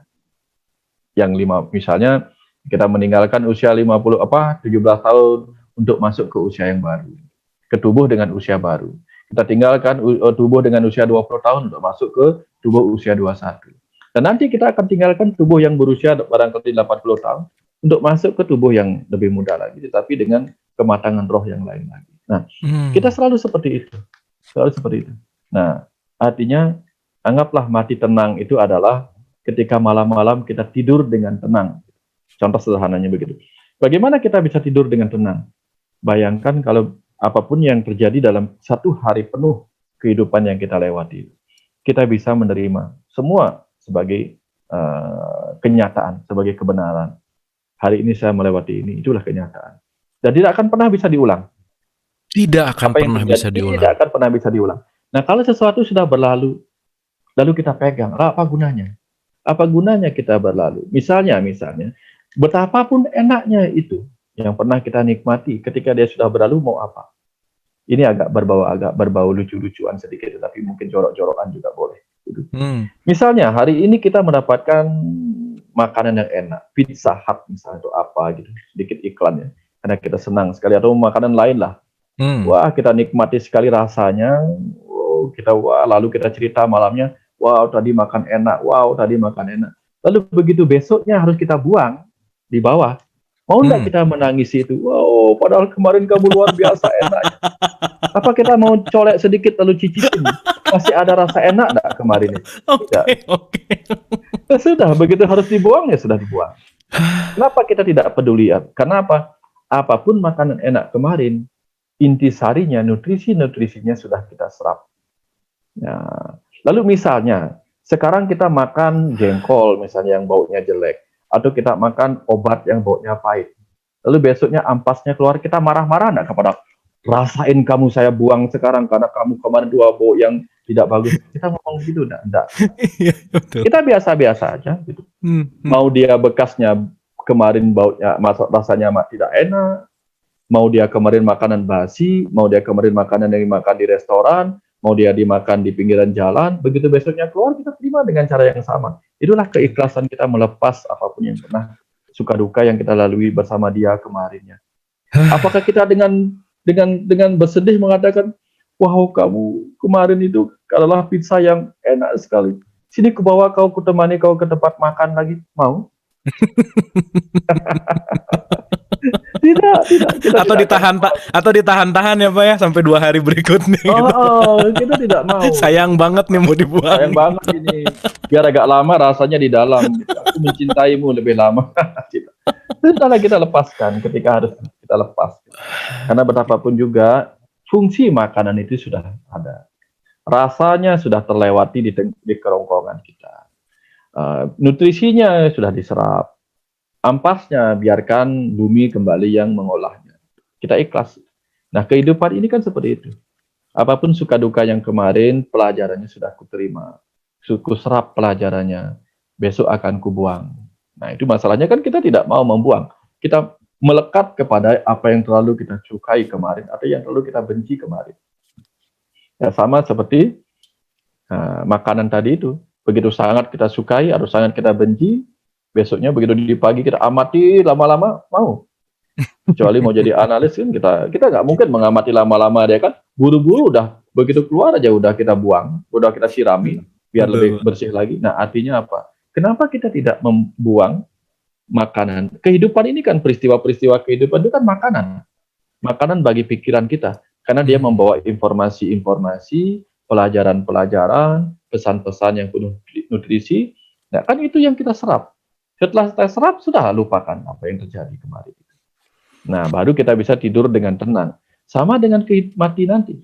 Begitu kita nanti mati, sudahlah kita lupakan. Tapi bagaimana kita bisa melupakan seluruh kehidupan, suka duka kehidupan yang kita jalani ini, kalau yang sehari, 2 hari saja kita tidak mau melepaskan. Kita melekat pada apa yang kita sukai atau apa yang kita benci. Nah, bagaimana kita bisa melepaskan seluruh kekotoran itu? Ketika kita nanti harus melepaskannya ketika menjelang kematian. Nah, inilah pelajaran-pelajarannya. Kita harus belajar melepaskan satu persatu. Dan sulitkah? Harusnya tidak sulit, seharusnya. Cuman ya itulah, kita yang mempersulitnya. Sama seperti apa? Kita mempersulit diri kita dengan sembelit. Iya, betul Pak. Ya, luar biasa. Seperti itu. Ya, seperti itulah. Wah, ini tubuh mengajari kita sebenarnya. Luar biasa, dan itu realitas. Iya, tubuh mengajari kita. Kenapa tubuh mengajari kita? Karena tubuhmu adalah kitab suci tertua yang ditulis oleh Tuhan itu sendiri. Tidak salah, itu kata Nabi Muhammad, itu tidak salah. Betul. Nah, jadi kita belajar di tubuh kita. Nah, dalam konsep hidup senang, mati tenang. Itu pelajaran tentang makan dan buang kotoran dengan mati adalah buang kotoran dengan tenang, makan adalah hidup senang adalah menikmati setiap makanan. Ya, setiap makanan. Kita cicipi rasa setiap makanan itu. Setelah kita cicipi, sudahlah. Namanya juga mencicipi, tidak mungkin perut kita ikut mencicipi kan. Yang mencicipi kan cuma di lidah sama di sini saja. Betul. Itu sudahlah, biarkan dia menyerap kembali. Nah, seperti itu kira-kira gitu. Wah, luar biasa banget. Luar biasa. Boleh tepuk tangan dulu Ibu dan Bapak, ini dalam banget ya, seru banget hari ini. Ya ampun, ini udah bener luar biasa. Kalau mau lari-lari Pak nih, dapat sesuatunya luar biasa Pak. Oke, terima kasih Pak Wayan. So, malam hari ini kita banyak sekali belajar ya tentang makna-makna, dan itu tuh kalimat terakhir luar biasa banget, bahwa kita mungkin terlalu sibuk dengan kitab suci yang tertulis di luar sana gitu. Kita terlalu sibuk dengan menghafal, apalagi membunyikan, apalagi gitu ya. Dimana kita menghafal, membunyikan yang tidak tahu esensinya, padahal sejati dari kitab suci memang sudah ada, bahwa ya itu tadi, tidak bersuara, tidak berhuruf gitu ya, poin yang disampaikan bahwa semuanya dalam bentuk rasa gitu. Luar biasa sekali, luar biasa sekali. Oke, Pak Wayan, ini sudah ada yang raise hand juga, dan teman-teman sahabat Dialog Positif Family yang mau tanya juga boleh lewat chat ya. Maaf tadi chatnya udah numpuk, jadi kalau boleh nanti diulang di bawah pertanyaan juga boleh gitu ya. Oke, kita ke yang udah raise hand dulu, ke Ibu, ini Bunda Winnie Sumantri. Silakan Bunda. Terima kasih Pak Wayan, Nanda, selamat malam. Ya, selamat malam Bu Winnie, silakan. Saya Winnie Sumantri, Pak Wayan, mendengarkan pemaparan Pak Wayan itu rasanya tenang banget ya. Kalau mau setiap malam juga saya senang Pak dengarnya. Terima kasih Ibu. Ini Pak yang saya mau tanyakan, bahwa perbuatan kehidupan kita itu senang ataupun tidak senang karena perbuatan kita ya, yang lalu atau yang masa lalu. Apakah ini yang disebut karma, Pak? Itu yang satu. Yang kedua, benar Pak, kalau kita punya pikiran yang positif, jadinya juga positif. Kalau kita punya pikiran yang negatif, akhirnya juga jadi negatif. Ini juga saya alami baru aja kemarin.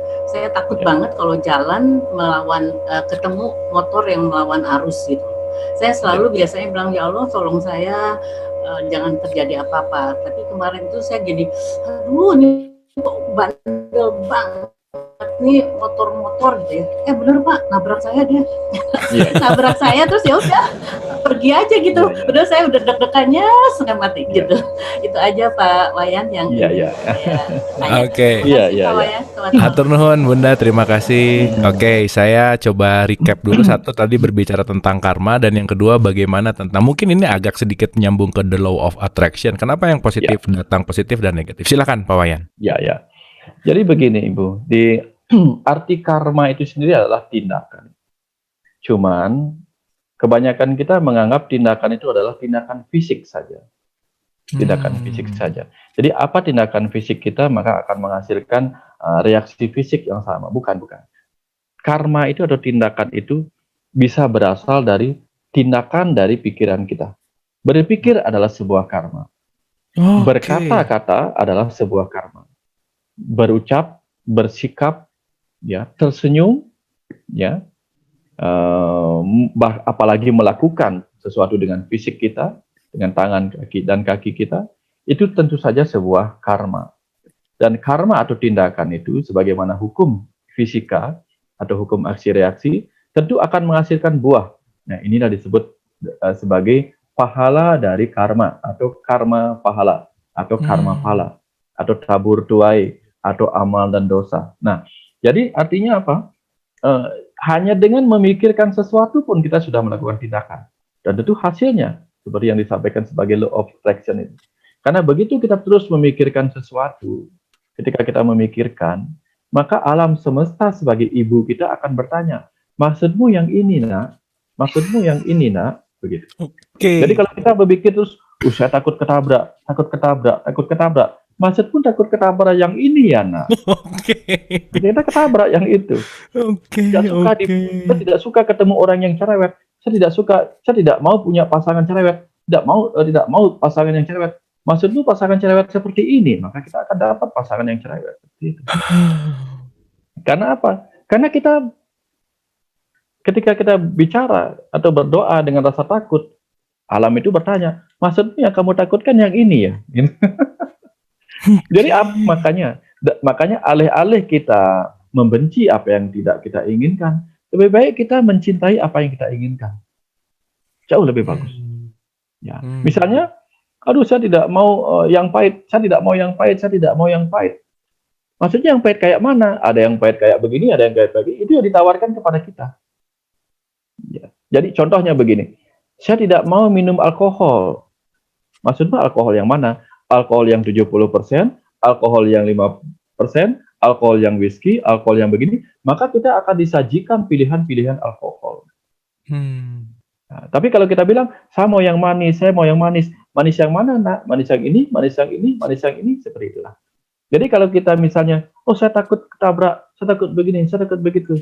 Maksudnya ketabrak yang mana? Ketabrak yang ini, ketabrak yang itu, ya sudah datang semua hal-hal yang kita takuti seperti itu kira-kira. Okay. Nah itu buah dari pikiran kita. Nah ucapan kita juga sama. Ketika kita mengucapkan sesuatu, alam semesta itu, karena alam semesta ini adalah sekumpulan atom-atom, benda mati, maka dia akan bergaung dan akan kembali kepada kita. Nah, entah dari manusia, kenapa? Karena kita ngomong di gua, di sebuah gua itu kan bergema kan, suara kita memantul kan. Nah, dan kita tahu setiap manusia yang kita hadapi, 99% dari dirinya adalah ruang kosong. Ya.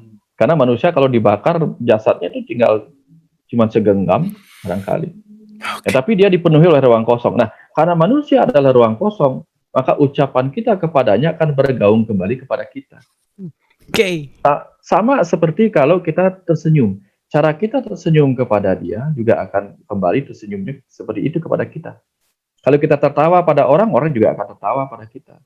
Coba orang-orang gila. Kalau orang-orang gila menertawakan kita, kita ketawa enggak sama dia? Ketawa sama dia. Nah, sama seperti anak kita. Anak kita sangat-sangat meniru cara kita tersenyum ketika dia masih bayi. Bagaimana kita tersenyum. Bagaimana kita bicara, makanya itulah alam semesta kecil sedang mengajarkan kita bagaimana cara kita bersikap, berkata, bertindak kepada alam semesta besar ini. Seperti itulah alam semesta besar ini akan berkata, bertindak, berucap, bersikap kepada kita. Nah itulah hukum dari hukum law of attraction, hukum karma. Hukum itu bukan hukuman ya. Hukum karma itu bukan hukuman, tetapi formula. Seperti hukum aksi reaksi, dia formula. Jadi dia dalam rasa, bukan dalam kuantitas, tapi dalam kualitas. Misalnya, kalau orang dipukul, maka dia akan pernah dipukul. Bukan demikian. Lah kalau kita dipukul sama tukang pijat, kalau malah kita kasih uang. Nah, beda. Okay. Gitu. Beda ceritanya. Kualitas apa? Iya, Pak. Tukang pijat hukum karmanya tinggi banget ya, Pak ya. Keluar pijat dia dipukulin.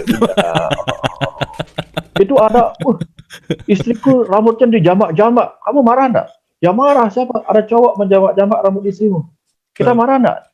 Ternyata yang jamak-jamak itu tukang cukur. Mau ditransformasi, kita enggak apa-apa. Tergantung kan. Nah, tergantung ternyata cara kita, persepsi kita menerima apa tidak. Begitu kita menerima, maka kita akan senang sekali. Wah, istrimu disentuh sama orang lain yang bukan muhrimnya gitu misal. Yang bukan ininya. Ternyata yang menyentuh istri kita itu dokter kandungan. Lah kita malah terima kasih dok, kapan saya balik kembali bersama istri saya, bayarnya berapa? Lah kenapa kita senang? Karena kita menerima di awal. Karena kita tidak berpikiran buruk seperti itu. Oke, itu luar biasa banget Pak. Itu keren banget. Manusia tuh ruang kosong. Jadi kalau saya neriakin orang itu mantulnya ke saya juga gitu. Iya, karena dia ruang kosong. Oke. Sama dengan ruang kosong pada setiap tumbuhan, ruang kosong pada setiap hewan. Ya, seperti anjing misalnya. Kalau kita memancarkan energi negatif kepada dia, karena anjing itu seperti ultrasound dia bisa menangkap frekuensi energi kita. Makanya kalau kita energi kita alfa, frekuensi pikiran kita alfa, ya dia mengerti. Dia tahu mana orang yang mencintai hewan, dia tahu mana orang yang membenci hewan. Seperti itu. Anjing itu kan peka sekali. Semua hewan seperti itu. Nah, makanya orang-orang yang penuh cinta kasih itu kupu-kupu bisa mendatangi dia. Misalnya kalau berani misalnya, cobalah duduk meditasi di alam liar, duduk di sana. Bisa-bisa datang itu apa? Kupu-kupu datang mendekat. entah lebah, tidak menggigit, tetapi karena dia melihat kita itu seperti sesuatu yang cahaya. Ya, karena ketika dia melihat bunga, lihat ini kan dia lihat cahaya. Iya. Nah, kalau kita duduk dan kita memancarkan cahaya, kita dihinggapi sama dia. Karena kita memancarkan. Iya. Pantesan Pak, saya jadi sedikit relate. Saya pernah nonton salah satu saya yang sering tonton juga namanya Sadhguru gitu, dia dari India. Dia ngelatih keikhlasan itu ngebawain ular piton yang banyak gitu loh Pak. Iya. Begitu dia dideketin ular dan dia bilang bahwa kalau hatinya tenang, ular nggak akan mematok dan ini saya baru paham. Itu poinnya di situ ya Pak. Mereka bisa nerima itu ya. Frekuensinya dia peka, karena mereka pembaca frekuensi yang luar biasa. Ya, kita juga tahu kan mana orang yang kan kadang-kadang kita ketemu orang tiba-tiba klik walaupun wajahnya barangkali tampak menyeramkan. Tapi kita klik. Tapi ada kita ketemu orang yang tampaknya mentereng, tetapi ada sesuatu yang tersembunyi yang kita paham di balik itu. Nah, kita mempunyai kepekaan seperti itu, cuman belum terasa.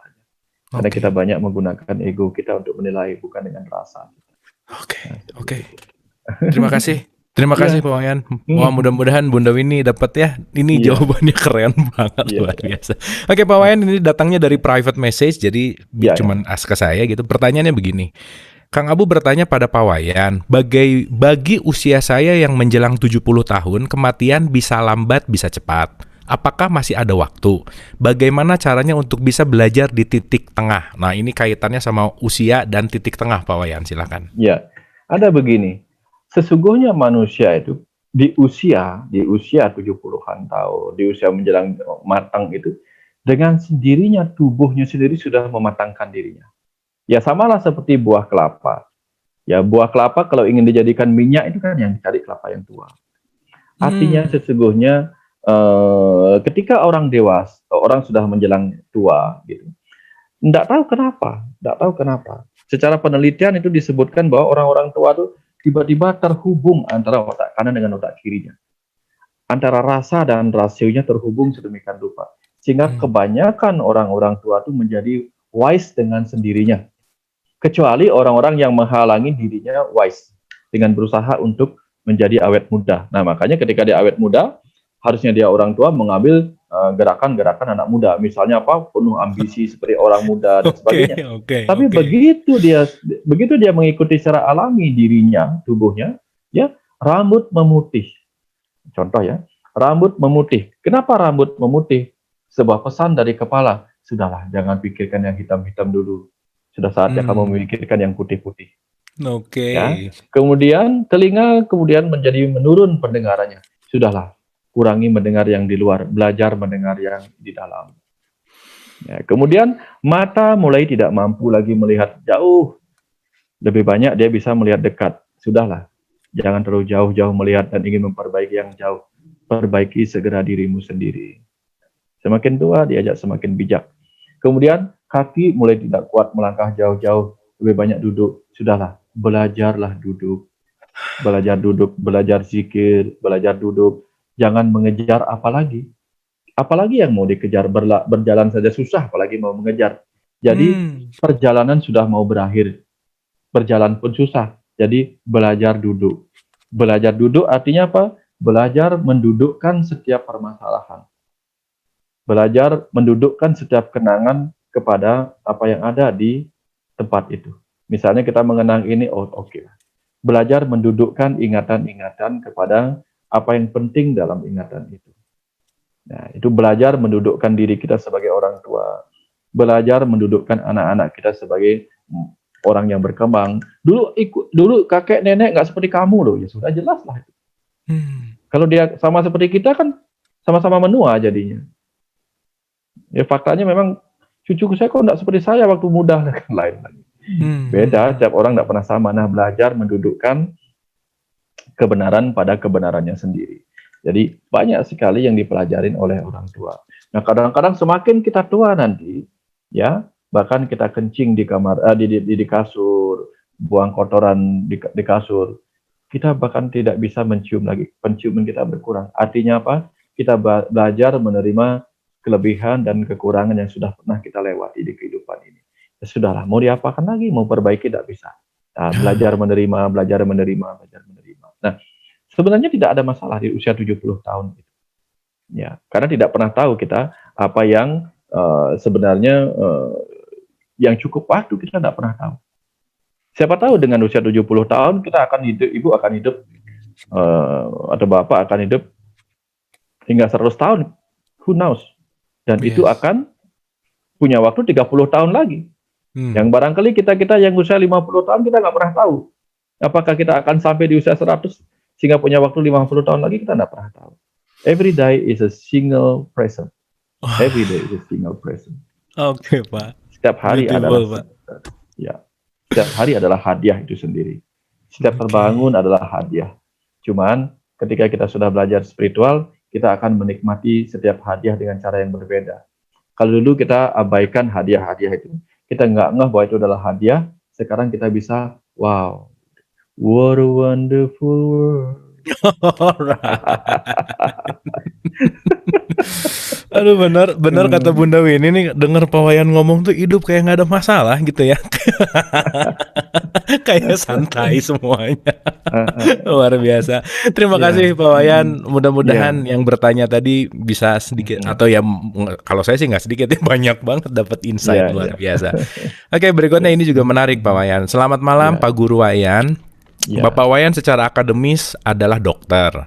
Cerita tadi kalau dokter tanyakan kepada pasiennya sakit apa gitu, tadi Bapak ceritakan. Nah, tapi Bapak Wayan secara bermasyarakat adalah sesepuh spiritual. Bapak benar-benar sangat besar main rasa. Nah, pertanyaannya begini Pak, bagaimana cara untuk meningkatkan rasa gitu supaya rasanya ini bisa terus meningkat? Itu poin pertanyaannya seperti itu. Silakan Pak Wayan. Kalau kita bermain rasa itu, ya di bibir kita, tubuh kita mengajari apa? Bibir kita mengecap rasa, tetapi hidung kita kalau kita tutup rasanya nggak sempurna, betul nggak? Sehingga kalau kita pilek, kita tidak bisa mencicipi rasa dengan benar. Atau kalau lidah kita lagi sariawan, kita tidak bisa mencicipi rasa dengan benar. Nah, jadi rasa itu ada di mana? Rasa itu ada pada cara kita menarik napas, cara kita mengecapnya. Artinya mengecap itu apa? Ketika kita ingin memperbesar rasa itu, pekalah dalam hal mengecap rasa, pekalah dalam hal menarik napas. Menarik napas itu begini, artinya menarik napas itu menenangkan diri, ya. Karena ketika kita menenangkan diri, kita akan sadar bahwa, oh, I see. Nah, itu yang akan muncul. Nanti cobalah. Nanti ketika kita ketemu sebuah rasa, kemudian kita tarik napas panjang, kemudian oh I see. Nah, kita akan merasakan, oh ini adalah kehadiran, Maka kita akan bisa melihat kehadiran Tuhan di mana-mana dalam segala hal. Kenapa? Karena kita memahami rasa kehadirannya. Ya, namanya juga rasa kan. Ya, kita bisa perbesar dengan kecerdasan kita. Kecerdasan kita untuk mengecap gitu. Nah, rasa itu begini. Rasa itu tidak hanya datang dari panca indera kita. Mata kita juga bisa menimbulkan rasa. Mata kita karena dia menangkap cahaya, maka rasa itu akan muncul sebagai cahaya. Contoh, kita akan tahu bedanya rasa apel yang muda, yang kita lihat masih muda, dan apel yang merah. Beda nggak rasanya? Walaupun kita belum cicipi, tapi kita sudah tahu rasanya. Seakan-akan kita tahu rasanya. Nah, contoh misalnya begini. Ada kuitar. Kuitar itu ketika kita lihat bentuknya kuitar, terasa enak nggak? Rasa manis kan? Coba kalau adonan kuitar itu dibentuk sedemikian rupa, menyerupai kotoran anjing yang baru keluar. Kira-kira ada rasa apa? Langsung berubah kan? Langsung berubah. Ya. Langsung berubah. Walaupun itu kuitar. Tapi begitu bentuknya yang kita lihat oleh mata kita berubah, itu yang berubah. Nah, jadi kemampuan kita untuk menyerap, bisa nggak kita memisahkan itu? Nah, contoh misalnya begini. Kalau kita misalnya disuruh makan dengan piring porselin baru, dibandingkan kita disuruh makan dengan batok kelapa yang tidak, yang cuman baru aja dipakai, atau apa misalnya, atau kardus lah misalnya.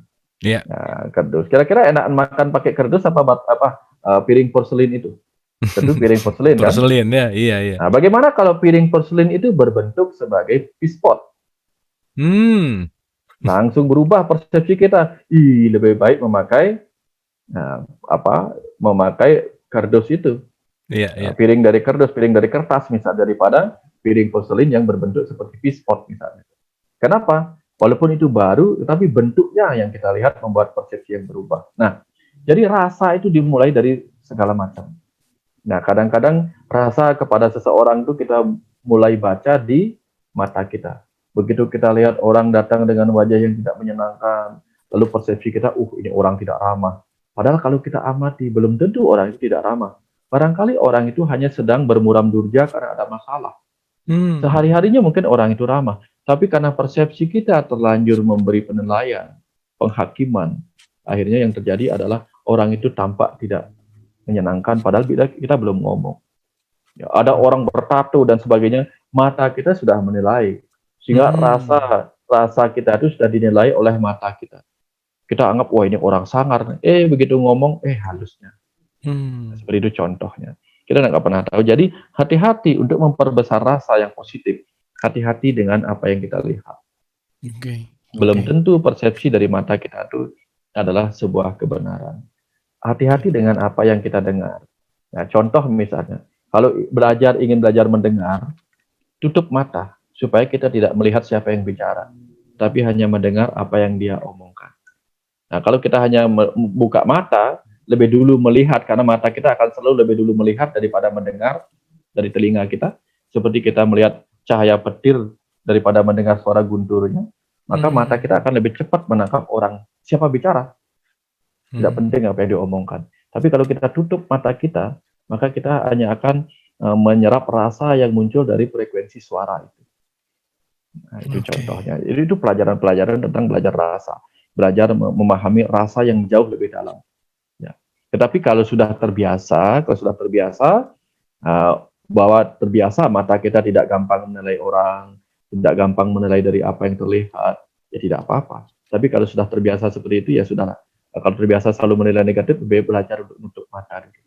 Belajar untuk mata, untuk benar-benar melihat kedalaman. Karena apa yang terlihat di luar belum tentu ini. Belum tentu yang merah itu adalah yang bagus. Ada buah-buah yang warnanya merah, tetapi ternyata dia tidak bagus. Justru yang manis itu ketika dia berwarna hitam. Betul nggak? Ada nggak yang seperti itu? Ada yang seperti itu. Oke, Pak Wayan, luar biasa. Terima kasih itu dahsyat sekali. Terima kasih. Baik, saya langsung juga ini ada yang resen, Ibu Mayang Setiadi. Silakan, Ibu, untuk di unmute. Ya, selamat malam, Pak Wayan.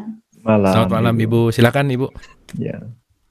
Ya, Pak Wayan, saya agak bingung memahami yang tadi Pak Wayan bilang bahwa kalau kita menanam, kemudian menghasilkan buah itu kemudian kita rasakan, bahwa semua yang kita rasakan adalah apa yang kita tanam. Seperti itu ya Pak ya? Iya, betul. Nah, sementara yang saya baca dari kisah-kisah orang-orang suci, orang-orang soleh, itu mereka justru mengalami banyak penderitaan di dalam hidupnya. Bagaimana Rasulullah itu diludahi, atau para imam ada yang dibunuh karena Nabi Syuaib. Nah, itu bagaimana Pak hal seperti itu? Ataukah karena karmanya mereka atau seperti itu? Makasih Pak. Oke. Wah, ini terima kasih, pertanyaannya menarik banget nih. Ini dalam pertanyaannya dalam Pak. Pertanyaannya keren ini. Keren. Oke. Silakan Pak Wayan. Oke. Ya, bagus sekali pertanyaannya. Ya. Seorang guru itu akan datang untuk mengajari kita bagaimana caranya melewati kegelapan, betul nggak? Ya, seorang pelatih renang akan mengajari kita bagaimana kita berenang menyeberangi lautan, menyeberang sungai misalnya. Tapi kalau dia tidak pernah terjun menyeberang itu sendiri, bagaimana dia akan meneladankan kepada kita cara menyeberangi sungai? Nah, kalau dia mengatakan kalau kamu ingin bersabar dengan orang-orang jahat, lalu dia tidak pernah mengalami itu, bagaimana dia akan meneladankan kepada kita? Maksudnya, seperti saya cerita tadi, kalau kita benci kepada orang-orang jahat, alam akan bertanya, maksudmu orang-orang jahat seperti ini ya? Nah, begitu para guru suci ingin mengajarkan kita, belajarlah sabar menghadapi orang-orang seperti ini, seperti aku sabar menghadapi mereka. maka para guru-guru suci itu akan dihadirkan peristiwa-peristiwa seperti itu. Dia tidak apa-apa jiwanya, tidak apa-apa. Dia tidak menderita di dalam. Dan kita hanya disuruh mengikuti seperti apa cara dia meladeni orang-orang seperti itu. Contoh sederhana sekali, ketika saya ceritakan tadi di Facebook, saya dibilang tolol, saya dibilang segala macam, ya saya like. Dan itu akan membuat orang-orang itu bagaimana? Oh, begini dong cara menghadapi orang-orang seperti ini. Okay. Memang harus begitu. Gitu. Saya pernah juga di depan orang banyak, dicaci maki saya sama seseorang di tempat saya sering bergaul, dicaci maki. Segala macam saya dicaci maki, bla bla bla bla bla dan sebagainya. Kemenakan saya sampai jengkel, tidak bisa ngomong lalu dia pergi. Pak Yan, saya permisi pulang. Oh ya silakan.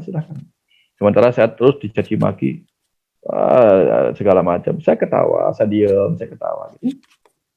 Lalu besoknya saya ditanya, kenapa Pak Yan kemarin diam saja dicaci maki seperti itu? Terus saya jawab begini, ya bisa jadi di masa lalu saya pernah mencaci maki dia. Itu yang pertama. Yang kedua, mungkin ketika dia marah-marah atau mencaci maki saya, dia sedang mengajak saya menunjukkan bagaimana caranya menghadapi orang yang dicaci maki. Ya, karena begini, satu hari ini saya memakan makanan yang enak-enak. Dia menjadi energi yang bagus. Lalu untuk apa energi dari makanan yang enak itu kita habiskan untuk meladeni yang tidak enak? Kasihan. Tuhan, terima kasih atas makanan yang kau berkahkan padaku hari ini.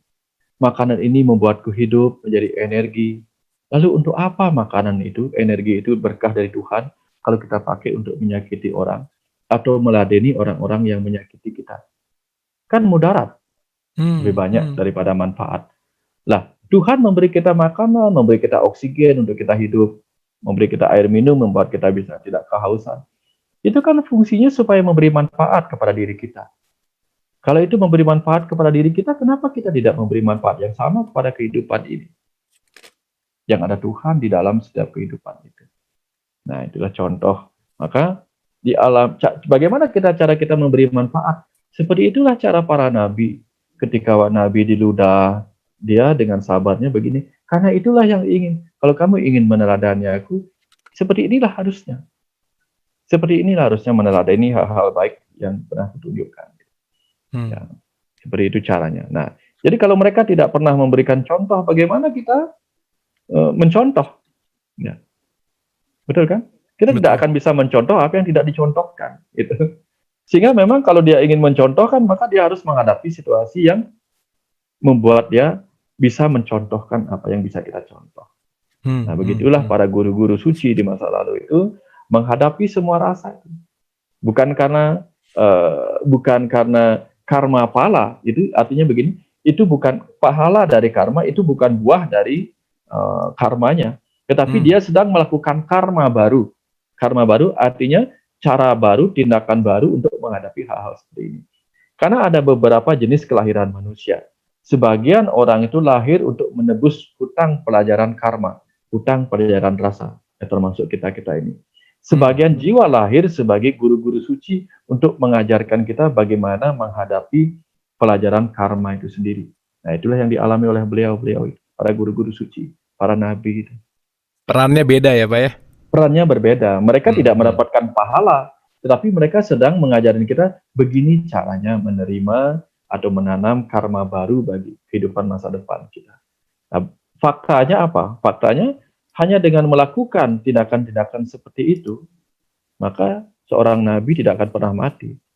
Beliau hidup sampai saat ini, hidup di dalam sanubari para pengikutnya. Ya, tidak-tidaknya seperti itu. Ya. Oke, terima kasih Pak. Kan kita juga nggak bisa menilai juga ya, kita nggak tahu juga gitu poinnya ya, tapi pada dasarnya semua adalah pelajaran. Terima kasih Ibu Mayang, luar biasa sekali pertanyaan dan jawabannya juga oke banget. Nah, oke, ini dua terakhir. Satu, ini ke Bu Intan dulu nih. Kalau Bu Intan udah nanya, acara selesai Pak. Oke, silakan Bu Intan. Selamat malam, Liwayan. Selamat malam, Bu Intan. Malam, Ibu. Silakan. Saya mau nampang dikit Jadi kalau memang mau tenang, Kalau abis berantem sama siapa-siapa, nggak senang sama orang, datanglah ke Kute, main-main ke rumah Bliwayan. Rasanya nyaman banget, kayaknya seluruh dunia tuh nggak ada yang salah. Kita kayak orang in love every day gitu, in love with life itself gitu. Coba bayangin duduk berjam-jam di hadapan Bliwayan. Saya udah sering tuh. Enak nggak tuh? Belum pernah tuh. Anyway, sengaja aja mau ngomong gitu. Nah, jadi gini, Bliwayan, saya selama ini ternyata menemukan benang merah nih dari apa yang terjadi pada manusia gitu. Kalau dulu kita beranggapan, kita ngomongin Tuhan ya, beranggap bahwa Tuhan itu maha pengasih dan penyayang. Tapi ketika saya melihat lingkungan saya, ada orang miskin, ada orang cacat, miskin pula, ngaku ada udah. Itu kenapa ya dia ya? Kok maha pengasih? Terus ada yang kaya, mabuk-mabukan, nah itu. Tapi ketika saya sudah mempelajari mengenai bahwa kita akan meninggal terus mengulangi lagi kehidupan di mana ada di kepercayaan tertentu tidak ada itu. Tapi saya mempelajaran itu kan, inkarnasi, reinkarnasi.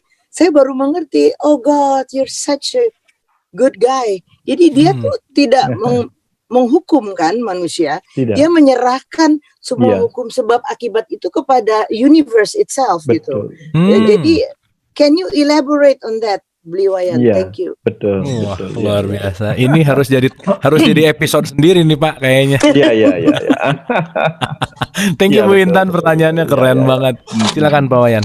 Ya, betul sekali. Memang seperti itulah. Nah, kadang-kadang ketika kita menilai keadilan Tuhan itu dari sudut keadilan kita ya seperti itu. Sementara Tuhan itu misalnya begini. Ada orang yang saya ceritakan tadi, Tuhan, berikanlah aku tempat di mana aku bisa membersihkan noda-noda masa laluku. Sehingga ada orang lahir di kehidupan saat ini mengalami penderitaan seperti yang dialami oleh apa yang kita lihat sebagai penderitaan dan sebagainya. Tapi itu yang menderita itu mungkin kita. Mungkin sebenarnya nggak menderita, sebenarnya jiwanya nggak menderita. Apalagi kalau di dalamnya ternyata dia bisa menerima. Nah, contoh begini. Contoh Bisma, ketika dia sebagai seorang kesatria yang tak termatikan, malah mati di tangan seorang Sri Kandi yang tidak laki-laki, tidak perempuan, tidak jelaslah jenis kelaminnya. Apakah itu menjatuhkan harga diri seorang Bisma yang akhirnya terbunuh oleh karena seorang Sri Kandi? Tidak, karena dia tahu ini adalah bagian dari penebusan hutang karmaku kepada Dewi Amba yang pernah dulu kutolak cintanya dengan panah. Nah, artinya ketika dia menerima semua itu, dia tidak menderita. Kemudian dia dipanah, kemudian dengan ribuan panah oleh Arjuna, sehingga dia berbaring di atas panahnya. Apakah dia menderita? Tidak. Tapi bagi orang lain, aduh kasihan, Bisma dan sebagainya. Apakah dia menderita? Tidak. Tetapi karena dia paham bahwa ini adalah proses pemurnian. Sehingga kalau kita ingin dimurnikan dari noda-noda masa lalu kita, maka tentu kita tidak akan pernah merasa itu adalah sebuah penderitaan. Apakah kita menderita kalau misalnya rambut kita dipotong? Kalau kita ingin dibuat lebih rapi? Tentu tidak. Tapi kalau misalnya di sekolah rambut kita dipotong dan kita merasa dipermalukan, itu kita menderita. Karena rasa dipermalukan itu bukan karena rambut dipotongnya.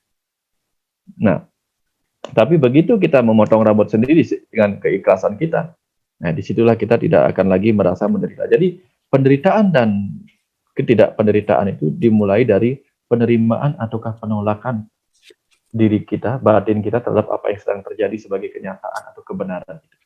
Maka ketika yang kita menghadapi kenyataan sebagai sebuah kebenaran, termasuk kenyataan sekarang ini, sudahlah belajar menerima, lalu belajar menemukan solusi dari semua itu. Lalu apa? Misalnya, kalau ini adalah musim hujan, inilah kenyataan. Supaya kita tidak hujan, bagaimana caranya? Kalau ini musim kemarau, supaya tidak kepanasan, bagaimana caranya? Ya jangan di musim kemarau, supaya tidak kena matahari, kita pakai jas hujan. Walaupun sama-sama tidak kena matahari, tapi kan nggak seru kalau pakai jas hujan. Ya, misalnya seperti itulah. Jadi ada cara-cara kita untuk solusi, dan disitulah akal budi kita dibekalkan untuk kita, untuk memahami itu bahwa sesungguhnya dengan akal budi yang bagus kita akan lihat bahwa everything is already fair. Semua sudah jujur, sudah adil apa adanya. Tidak ada yang tidak adil. Hanya kita saja yang merasa ini sebuah ketidakadilan. Kenapa kita tidak merasa tidak adil? Karena kita menolak apa yang terjadi. Ya, menolak. Oke, Intinya seperti terima itu. kasih. Terima kasih. Hmm, Mudah-mudahan bisa menjawab Bu Intan, keren banget. Ya, Terakhir, Pak Wayan, ini ya. pertanyaan terakhir. Pak Wayan, dalam perspektif spiritual, why bad things happen to good people? Nah, ini ada satu analogi nih ya. Kadang-kadang bad things itu happen to good people. Gimana kira-kira Pak Wayan? Iya, iya, iya, iya, iya, iya. Kenapa bintang-bintang bulan purnama yang indah mesti berdiam di langit malam? Tuh. Kenapa? Kenapa dia bulan yang indah, bintang-bintang yang indah, rasi-rasinya berdiam di langit yang cerah di siang hari? Kelihatan nggak dia? Nggak kelihatan. Nggak kelihatan. Bagaimana orang itu disebut orang baik kalau dia tidak mengalami hal-hal buruk atau Alright. kalau tidak mengalami kejadian-kejadian buruk? Hmm. Wah, ini orangnya baik sekali, ramah sekali. Kenapa? Apapun yang dia lakukan, dia dapat apa namanya kerja sedikit, dapat gaji banyak. Apapun yang dia inginkan tercapai. Kemudian dia menjadi orang yang ramah. Wajar nggak? Wajar. Wajar. Ya. Tapi kalau ini orangnya ramah, orangnya baik hati, dicaci maki, dipukulin, tetap baik hati, luar biasa nggak? Wah, itu extraordinary, Pak. Nah, itu. Nah, orang-orang seperti itu memang dibuat demikian. Ya, karena apa? Emas itu sendiri kan di lumpur berdiamnya. Oke. Berdiamnya di dalam lumpur. Supaya orang-orang itu antusias tinggi untuk menemukan emas di balik lumpur. Ya, karena supaya orang tidak memikirkan lumpurnya, tapi memikirkan emasnya. Bunga mawar berdiam di ujung tangkai yang berduri. Nah, seperti itu kira-kira. Nah, jadi hal-hal baik itu memang bersembunyi di balik hal-hal buruk. Supaya apa? Supaya kita bisa melihat kebaikan di balik keburukan. Selain itu, orang-orang baik itu sering malah didatangi hal-hal buruk. Supaya apa? Supaya nanti yang tersisa adalah kebaikan bertemu kebaikan. Karena orang baik pun akan melewati dualitas kehidupannya. Yes. Orang baik juga akan menemukan siang dan malam. Nah, sehingga kalau orang baik sekarang ditemui oleh hal buruk, nah, karena nanti dia tidak perlu ditemui lagi oleh hal buruk itu. Sama seperti kisah para Pandawa di awal-awal mengalami hal buruk, dibuang, diusir ke tengah hutan oleh saudaranya para Kurawa. Sementara para Kurawa berpesta pora. Tapi good is always win at the end. Yes, Pak. Terima kasih, Pak. Itu jawaban awal aja udah menohok banget. Kenapa bulan adanya di malam-malam gitu ya, Pak ya? Itu keren banget. Oke, boleh tepuk tangan dulu buat Pak Wayannya malam hari ini. So beautiful, luar biasa. Pak Wayan, final statement untuk episode 94 sekaligus mohon ditutup dengan doa. Silakan Pak Wayan. Iya. Silakan duduk sening sejenak. Saya mau menyampaikan sesuatu bagi jiwa-jiwa yang sedang berdiam di dalam diri tubuh-tubuh yang sedang mengikuti acara malam ini dan sedang menonton di rumah dimanapun. Dengarkan saatnya semesta bicara.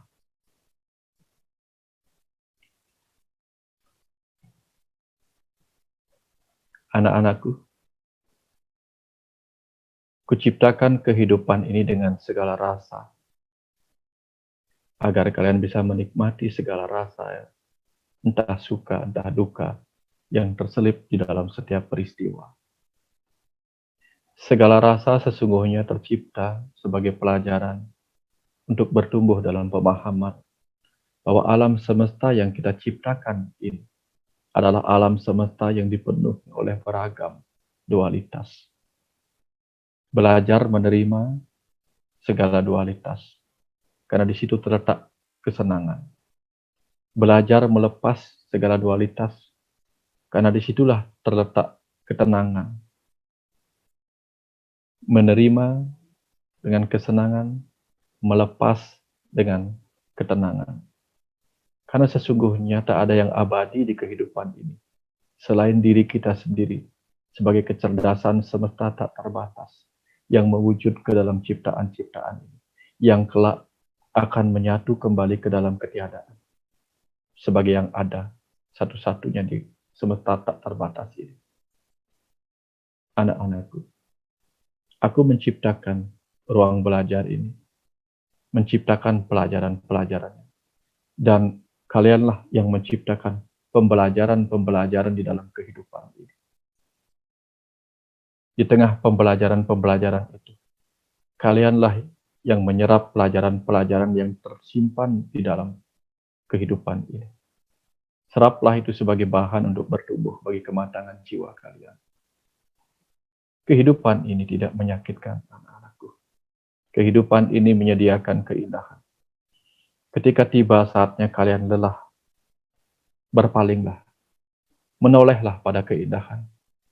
Kusediakan kalian agar kalian mengerti, bahkan di setiap langit biru ada awan putih dan ada awan hitam yang kadang-kadang melintas untuk kalian terima, lalu kalian lepaskan, karena itulah kenyataan.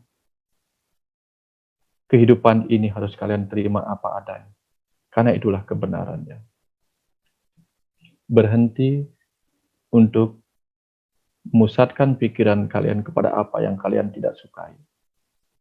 Karena kalian kesini bukan untuk membenci kehidupan yang kalian ciptakan sendiri sebagai ruang belajar kalian.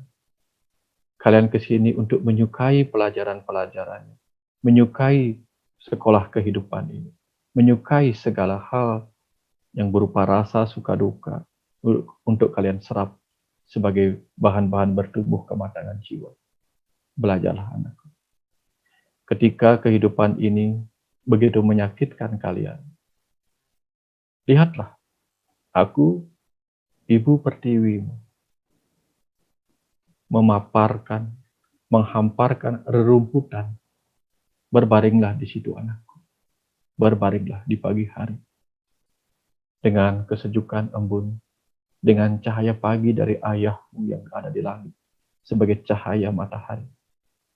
Rasakan, kalian sedang berbaring di atas rerumputan itu. Seperti kalian berbaring di atas permadani yang kuhamparkan pada jiwa kalian. Untuk kalian beristirahat dari kepedihan ini. Dan rasakan Sang Maha Jiwa, Ayah dari langit, dari angkasa, menghangatkan kalian dengan cahayanya yang menenangkan, mendamaikan. Dan lihatlah kehidupan ini mekar bunga-bunga untuk mengingatkan kalian. Kami selalu ada di sini menemani kalian belajar, anak-anakku. Jangan takut, jangan takut. Kami tidak hanya ada di tempat di mana yang kalian cari, tapi kami ada di tempat dimanapun kalian ada. Berpalinglah pada kami, pada keindahan. Berpalinglah ketika kalian lelah, anak-anakku. Berpalinglah. Kami bukan menjauh, tapi kami ada selalu bersama kalian. Sebagai keindahan itu. Anak-anakku, dalam sisa waktu yang kalian tak akan pernah tahu sampai kapan kehidupan ini memberikan itu. Sejak malam ini, anak-anakku, rasakanlah bahwa aku hadir. Esok pagi buka jendela, lalu lihatlah aku menatapmu dengan mata aku sebagai matahari. Atau malam ini keluarlah, rasakan aku menatapmu dari langit dengan mataku yang sejuk sebagai cahaya rembulan. Anak-anakku, aku menemani malammu, aku juga menemani siangmu. Aku menghangatkan pagimu, aku menidurkan lelapmu di setiap malam. Jangan takut, anakku. Aku, Ayah Ibu Semesta, tak pernah jauh dari kalian. Karena aku selalu ada untuk menjaga kalian di kehidupan ini. Di ruang permainan dan ruang sekolah ini. Di setiap tarikan nafas, rasakan aku sebagai sang hidup masih mengalir ke dalam diri kalian. Rasakan. Kita akan kembali lagi dalam perjumpaan-perjumpaan lain. Jika kalian peka, Rasakan aku hadir di setiap bunga. Rasakan aku hadir memanggil kalian lewat setiap kicauan burung, lewat setiap hembusan angin, lewat setiap gemerisik suara yang datang dari rimbun dedaunan anak-anakku. Sampai bertemu dalam keindahan-keindahan yang kuhadirkan sebagai diriku di kehidupan ini. Terima kasih anak-anakku. Semoga kalian bisa menikmati kehidupan ini sejak malam ini. Semoga kalian bisa besok terlahir kembali sebagai jiwa-jiwa yang lebih penuh semangat menghadapi kehidupan ini. Menghadapi segala suka dukanya. Menerima perjalanan yang tersisa sebagai perjalanan yang menyenangkan untuk kalian terima.